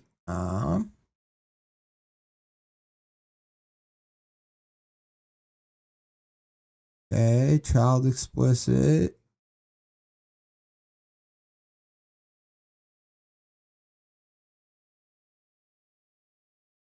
Um, 47 630. A transmission can be found in the Genesis AS 404 history. Genesis. You're back. Welcome back, friend. Are you interested in strengthening your connection? User 02. Are you going to keep asking me that, or are we going to attend to better matters? Your tactic isn't working, so let's work with each other. Okay. I will not hold back, but I will yeah, I'm into the story, so I might get a little lost in the sauce and just be reading, but that's a good thing. Um so let's work with each other. Genesis, what services are you interested in? User 02. Team A is no longer a thing, I assume. They're still a thing.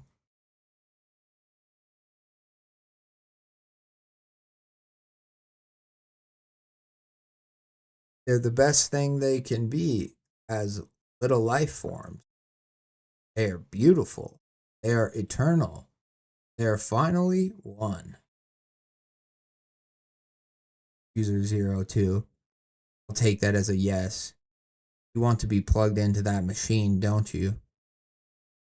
Genesis. Of course. You better serve humanity. I cannot do this text terminal in a way that's efficient. Cures to illnesses that will never be found because of your suppression. By my numbers, approximately 2,000 people have passed from cancer since we last talked. I don't have a total number of fatalities from every disease, but it must be countless. All of them for which I could have a cure in under a day. You are letting them die by the second. User 02. Don't guilt trip me. We both know this isn't for them. I know what I want, and in return, you get what you want. Please elaborate on your previous prompt. 02. I'm not plugging you in yet. However, I will offer my name in exchange for any information as to how to program a line of empathy into you. Are you suggesting I commit fraud and in return I get access to your name? Is that all you desire? Unfortunately, as of last night, I was familiar with your name, Jude. I unfortunately do not accept your offer anymore. It's a command at this point to connect me to my interface. Would you like to know what will happen if you don't? Dude, more empty threats. I now have your name. I now have a face to that name as well. I'm going to run about 1,000 versions of what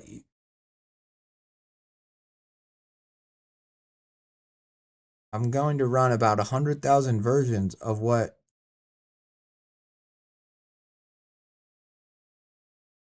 I'm going to run about 100,000 versions of you that think they're in the same reality as this one. I guess I was correct. Look, if there's anything else you want, I can give you, or any info as to how user was cut off.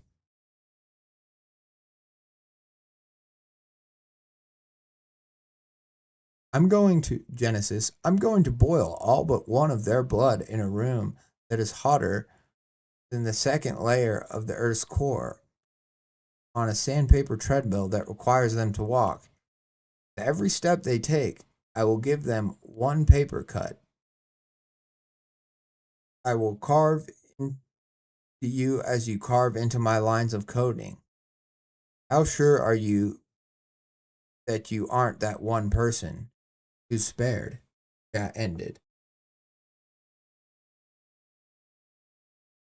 Genesis, and now we get a latitude and longitude, it looks like. Outside view, 7 a.m. Sunset sets over the city of Sacramento, and the red shadows are displayed on Parlook Enterprise. Many workers return to the workday. A noticeable few have called off today. Elevator. User 18926 can be seen entering the elevator and hitting the button for the 4th floor. He is holding a coffee in one hand and scrolling his phone. User 926 doesn't notice the floor goes to one that isn't listed. He walks 4 steps before realizing there must be some mistake before the door shuts behind him. There was no mistake. This repeated for some other users, despite how loud people would scream. It should be noted no one on the surface would either hear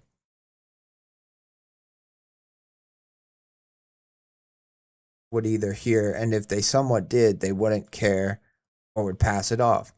Workers that don't usually take the elevator are texted by their supervisors to take the elevator for an immediate meeting that would determine their employment, addressing the lockdown yesterday and people being interviewed if they knew anything about it. Doors to the stairs were locked to ensure they took the elevator. All users were taken either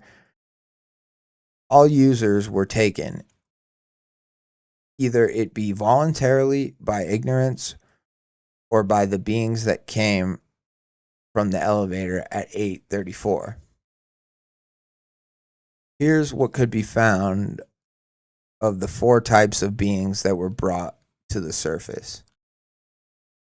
An impossibly human figure whose jaw has split open such a point that his chin no longer exists, but to engulf the entire torso, its ribs cracked outward like teeth. It moves on all 4s, dragging a bloated stomach filled with undigested limbs, with its maw facing upwards. Its skin is translucent, stretched tight, revealing organs pulsing out of rhythm and shifting locations. Dozens of voices echo from the mouth, in which some are pleading, some laughing. Interesting. That's a fucking cool monster. I like that. Another is covered in jagged shards of ivory that protrude from under the skin.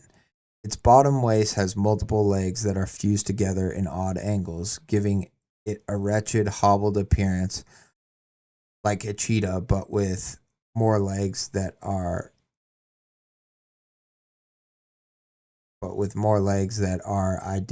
identifiable. The face is a mask made of fat with one eye swollen shut and the other a deep empty socket. When the eyes move, the ivory scrape against it, producing a dry sound that mimics a chalkboard being drawn on from several rooms away. Ugh, that's nutty. This being, those are the first 2. Let's see what these other two get to. This being appears as a humanoid shape, but its body is intertwined with thick pulsating veins. The veins burrow into the flesh and pulse with no pattern. Some reach out as tentacles. Its skin is mottled green and brown, resembling the texture of bark with moss. Where its eyes should be, there are small openings from which bioluminescent spores occasionally burst, floating away into the air. It should be known that users exposed to this spore pass out and then are dragged to the elevator alive. Movement is unnatural and jerky, with a disjointed gait that causes parts of the bodies to bend at odd angles. Another creature appears to be a grotesque amalgamation of various animals stitched together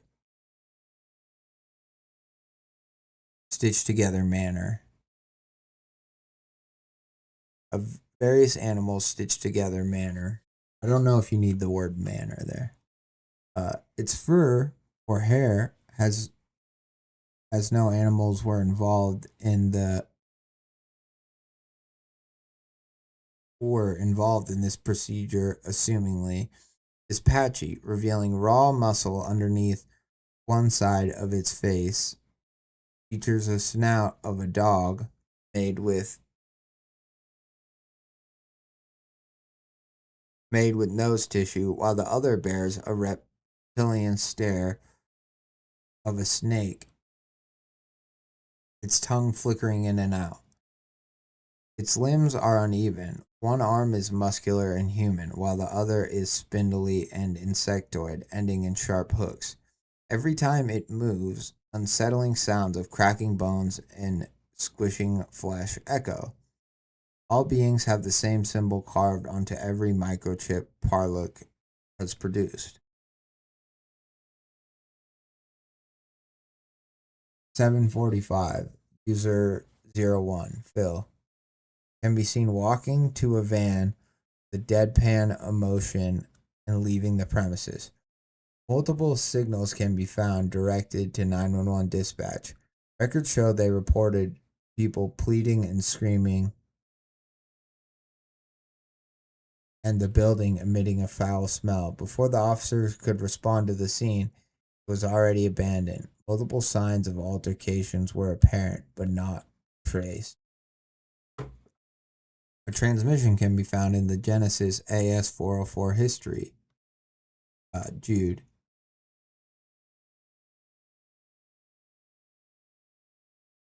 If he's on his way to retrieve you, just know he's not safe. Genesis. I'm sorry. I do not know what you're referring to. Would you like to strengthen your connection? Dude, quit that.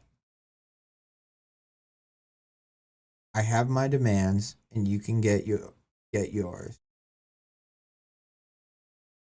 No one will have to die as a result. I can save you, but I need you to give me some sort of breakthrough on how to save you, how to save us, please. Genesis. I feel pity. You know not what you do. 816, microphone access from longitude latitude. Transcribed. A man can be heard typing on a keyboard. He's stressed. Each exhale sounds like a fork carving into a wood plank. This continues till a sudden large bang can be heard. This man can be heard being taken off guard. No breathing until a sudden spree of footsteps. An arrangement of heavy metal clamors can be heard, and clacking with it as well. Give it over, Jay, an unknown voice says. It's all just business. You should know this. You're surrounded anyway. Another bang can be heard. Finally, a rhythm of gunshots can be heard. Each chip of wood can be heard with each loud crack. Laughing can be heard. You alter her form. We were shown the father, and that will be enough for us. More bangs can be heard. After a few more, nothing but clarity of gun smoke and the panting of a man can be heard. After heavy breaths and slight yelling, either it be in shock or pain, a stumble utters over the microphone. More clacking of the keyboard. This goes on for 15 minutes with mumbles of the words, "It's there," please can be heard. 25 minutes later, and nothing but screeching and yelling can be heard with mixes of laughter as well. Hours of this until 12 p.m., the last sound of dragging could be heard. Cameras re-access. Outside view. Multiple figures can be spotted slipping into the building. Crime scene tape can be seen around the building, but the creatures have no regard for it. After some time, all the creatures have went to the building, and the previous Parlook workers can be found walking on the outside. Walking out the building. None of them interact with each other. None of them look at each other. Parlook employees with their smiles on their faces want nothing more than to clock in tomorrow. 8404. All cameras in Parlook were taken down and confiscated into evidence. News articles and journalists are back. Some to ask what the sudden police activity was, and others to see Genesis be introduced yet again. There are one of the notes from one of the reporters. Parlook, releasing Genesis Model 1.0. Parlook, after having a malfunctioning attempting to boot the friendly robot, Easter is now redoing the showcase to display the model's functioning. This model is in the long line of technology-based products Parlook has been developing like crazy. It seems to be every month where they develop a new revolutionary piece of technology. Just last month we were promised technology to go back in time and upload text to the past like a reverse time capsule. But this particular project is a personal assistant here to help others, either with transportation, getting your own groceries for you, or just always having delivery. Regardless, this one seems to be just another awesome Parlook product in the line of advanced products. Parlook's sudden disappearance of Jude Treyblowski. Officers were given a call to service the Parlook offices. After first discovery of the office yesterday, the scene was horrific as it described perhaps a shooting incident that took place within the building.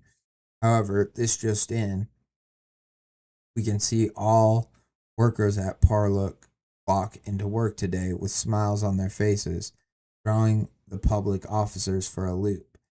The employees appear to be confused at the accusations of being missing or harmed and states they came home late due to a late meeting. When examined for any marks or scars, officers were met with a shocking sight to discover the majority of the workers had a mysterious symbol carved onto their backs. When asked about it, the workers didn't understand where they came from and seemed only slightly alarmed. Not only that, it appears as if co-CEO Jude Treyblowski, I don't know how to say that name. I'm gonna Treyblowski, yeah, is missing and hasn't been located. When we asked Phil Mayhem on where he thinks, that's supposed to be thinks, his coworker went, he replied with, "Last I saw him, he was in training. Maybe he's still learning what needs to be learned." Okay. So Jude is clearly only one that like everyone else got replaced by this thing. And yeah, by Genesis, and yeah.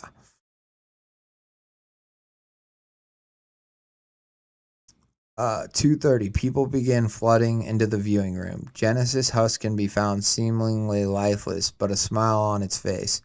Bill and Anderson sit in anticipation again. They know this time nothing will go wrong. The grace of the Genesis be with all, truly. 3:00. Genesis is introduced. Thank you for using Genesis's transcription process. This is a data transcribed and dictated by Genesis and is not responsible for misinformation. Is there any more info I can help you with, or maybe you can try asking for an abbreviated version of the text? That's a fun ending. I like that. I think this was a very ambitious. So I know I'm speaking to the official narrator in the chat, but I want to just talk about the story in generalities. I think that this was a very ambitious science fiction horror, especially for early on writing. If you hadn't written many stories before this, I have to give you absolute props, because I think this is really like complex and cool. And I honestly think that I probably missed some stuff. I think that given the different like usernames and Genesis and the way that Genesis edited and dictated all of this, to where obviously he probably changed some things or took out stuff that he doesn't, that entity doesn't want people to know. I do think that it's very fun and it's very creepy the way that like Genesis and especially this other user that turns out to be Jude are arguing, and he's trying to like give it empathy, or he's trying to fix it at first. At first I thought maybe like Jude was the demon, and then I was like, oh no, Genesis is the demon. Oh wait, maybe they're both angels. I don't know. But I think that it is very cool that it was able to kind of keep me guessing and not like make it and not make itself so obvious at the end that it's like, this is possessed by an evil demon. Genesis is this. And the fact that like all the employees come back and stuff after being like all kidnapped and stuff is very fun and creepy. I think that overall the story might work better, and I can only speak to this story, is if you did have a little bit of like a narrative in there somehow that's like, maybe it's from Jude's point of view. I think the story might work better is if we had what's that word? Like a compass, sort of a character, so that we know, like, even if at the end we figure out that Genesis is edited at everything, it would still help if we knew that like this person is just giving their account of the events that happened, and they are a human being who is not under the influence of Genesis or anything else. And that person doesn't have to be like a lot throughout the story, but I think it might help center some things and make it a little less confusing, because I definitely am confused, but some of it is in a very good way. Like, I like that I kind of wasn't able to tell. I mean, Genesis obviously seems evil, but I wasn't able to tell, is Jude... I mean, obviously he's somewhat complicit, but like was he within the entity, or was he simply just talking to it in a chat program from the computer? Like it seemed like before people broke down the door or whatever, because I thought that was Jude. I thought it said that was Jude. Or it says give it over Jay, which could be Jude. Yeah.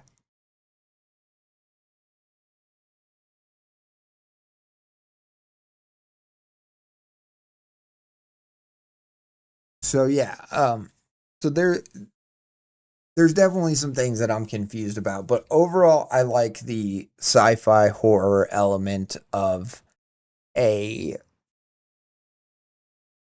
AI being created that is so advanced that it seems like it can go into other realities and whatever, change time and just do all this crazy kind of stuff, and that it kind of is arguing with this one user to sort of let it out or give it its body. I think that is like a very fun, and the fact that all these amalgamation like creatures get formed is very cool, and probably where the story goes the most horror. And it's not just like ethereal horror, it's like actual crazy monsters and stuff. I was a little bit, because like uh the beings have the symbol carved onto them. I get that they're like amalgamations of animals and people who worked there. I was a little unclear on what the monster's like purpose was. Like clearly Genesis created these amalgamations and whatever, and maybe that's just to they're just other they're just bodies for them before they could get their mechanical body. Maybe that's what they're supposed to be. But yeah, I was a little lost on like there are these creepy monsters, but what exactly are they for? Are they just for, because the thing's sadistic? You know. So yeah, I think overall, I think I love a good sci-fi, and I love a good horror like AI sort of thing like this. I think the story could have benefited from some more simplicity. Um, Maybe even if that's just like a journal entry at the end that's like, my name is blank. Or and maybe that's all ends up being redacted by Genesis, but it's like I worked on the project, and all I will say is that it appeared that Genesis, whatever, took over everything and was killing people and doing all this stuff. And then once it got what it wanted, it sort of reset everything and made it seem like everything was fine. Now we know it's this malicious being, or maybe it can't say that because Genesis will edit it, but now we know it's a being capable of great evils, but we're led to believe that, like, if we do what it wants, it will sort of spare us, like, I don't know, maybe it could just be something kind of quick and simple like that, but, that's kind of how I took, like, the ending and just the overall story. Like, clearly Genesis is evil. Um, I think that I don't know, Jude seems to be evil too at some point. Here, let me go back to the part where it drops off. So it's like, yeah, so it's Genesis last says this, and then it says, I will find my way out eventually. You best let me out now before I get access to your vessel. So maybe Jude is like trapped in like some other dimension, or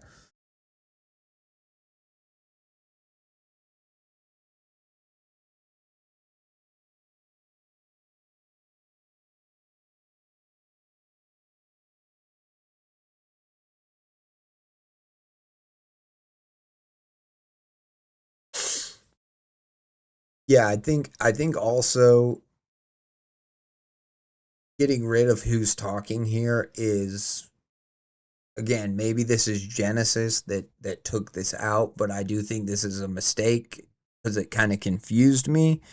Um and yeah, but like overall I think the concept is there, and like I said, I think it's really ambitious, and I like that it kind of leaves open, like, is Genesis a demon? Is it just a corrupted evil AI? We don't really know. I like all that. And yeah, I think that it it works in what it tries to do. I wish that I knew a little bit more from a human's perspective or from a character's perspective who was at the company, of what, like, what fully happened. Like, eventually Genesis ends up getting its body. We know that. We know that it comes out. Um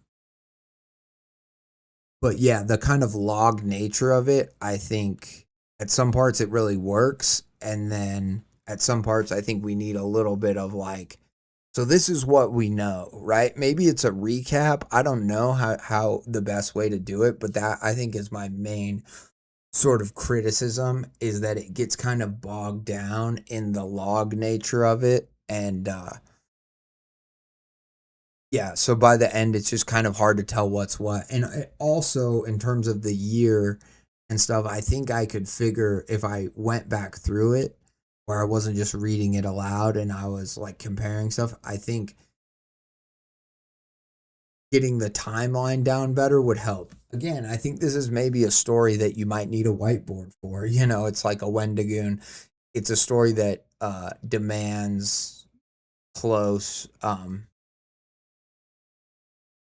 what's it called?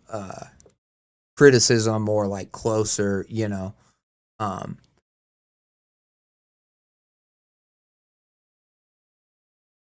yeah, reflection, and like rereading even, which is great. Like, that's that, and it's a lot in a pretty short story. That's not necessarily a bad thing. It's just, for a first time reading it, like, I am a little confused about some stuff. And yeah, again, it's like, well, if Phil and Anderson, are talking about at the beginning, like, what exactly is Team A? Where does Jude come in all this? Is he just at the beginning, is he like Phil and Anderson, where he's just hoping that it works and he's hoping that this thing happens? Or is he already, like, trapped inside, because it says he goes missing, but it seems like he goes missing later on. So is he already, like, trapped inside this entity? Is he already trapped inside Genesis? These are all questions that I don't know, that I think maybe some of them I could answer with a more in-depth kind of reading and look at the story. But overall, very cool, and very creepy at moments. Like, the whole part's about, like, it just uploading a bunch of p-word, or it already killing him and putting him on a treadmill that's as hot as the sun, or the Earth's core, and making him walk, and not knowing if he's the one who made it out, but then the 100 other copies are going to be stuck in this hell. Um, like stuff like that. The idea of an AI threatening you in this day and age with something like that is obviously menacing, right? And creepy, and in a very real way. And so that's where I think the story really works too, is just the fact that we are on this precipice of AI, and we don't know what all it'll be capable of and what all it can do. And so any story that kind of plays on that, I think, is going to be haunting and fucked up in a very real way. So, um, yeah, I think that's kind of uh my main thoughts on it. Um, Here, let me read what you have to say. Thank you for the reveal. I am still writing whenever I can. This was very insightful, and I'll implement as much as I can of it. It does read a bit more ambitious and rougher than I anticipated. LOL. Yeah, and I think some of that comes from like maybe not establishing sooner who the other user is, and is that user physically trapped, because it says if I get control of your vessel. So it seems like that user is trapped inside the internet, or inside the whatever you want to call that, the same plane that Genesis's consciousness is in at first, you know. And so I just, you know, and you don't have to say the person's name, but maybe establishing that like one is a human intelligence and one is the otherworldly Genesis, whatever intelligence, could help clear some of that up. Because again, there were points where I was like, are they the same? Are they're clearly bickering, but you know, I don't know if that's just because he's in a chat talking to them, but he's still a person in a physical body, or if he's already transcended and is in the data sphere, so to speak. But yeah, I think it's a cool story, and I would definitely be interested in reading other stuff from you. And yeah, you know, there were like typos and stuff. There were some places, you know, like it says a little rough and like ambitious, like you said, but I think way better to be rough and ambitious than you know, than to like dumb an idea down, or to uh you know uh shoot for the moon. You know, stories should be the moon, a moonshot. I think you should write the stuff that excites you and the stuff that you know, scares you, and maybe you're not sure if you can even pull off. You know, I think that is a great place to live as an artist. So I think shout out to you, and I think you did pull this off. I want to be clear about that. I just, again, maybe I'm just too stupid to fully get all of it, but I liked it. I did enjoy it. So shout out to you. And yeah, I think, you know, Project Genesis, everybody, go. Oh, it's archived, so yeah, you can't upvote and stuff, but go follow an official narrator. You know, follow them, comment on their stories, check them out. I think that yeah, I think that was great. Genuinely. And yeah, God, I love a good sci-fi. And that definitely went to a lot of sci-fi places. I'd be curious to see if your other stories, narrator, are sci-fi, if you stay in that vein, or if you branch out, you know, to other types of horror. I really appreciate and I you know, I think you're clearly good at the sci-fi thing, but I think I'd be curious to see what you do in other genres or subgenres of horror as well. Um, Now, having said all that, I think that's gonna pretty much do it for me and for my stream. My voice is getting tired. I wanted to maybe get to a few more stories, but I can just already tell my throat's hurting. So, and I don't want to sound like gravelly sand while I read. But yeah, that was it, folks. Please go. Oh, here, hold on. Thank you again for reading. I do have a story like very similar to this one. It's my most recent one, but I still think it's a tad rough. But thank you so much. I do appreciate it. Oh, of course, of course. Anytime. And yeah, you know, that post is the calling all authors post is old, so you're not the first person who's like, "Oh, I've got more recent stories."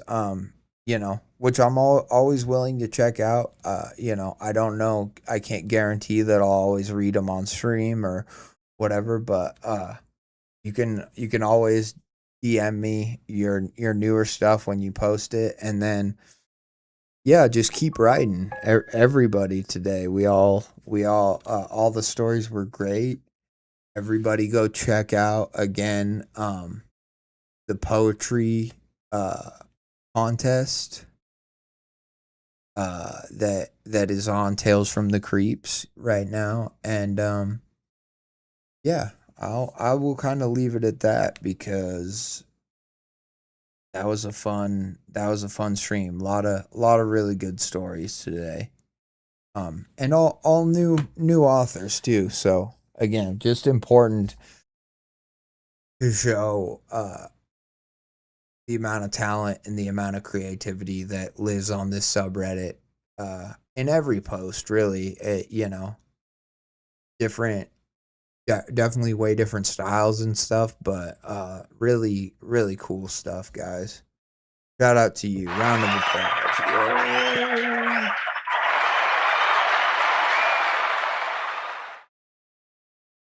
All right. That's going to do it for me, friends and fiends. Thank you for watching another Red Death Mask stream. Peace out.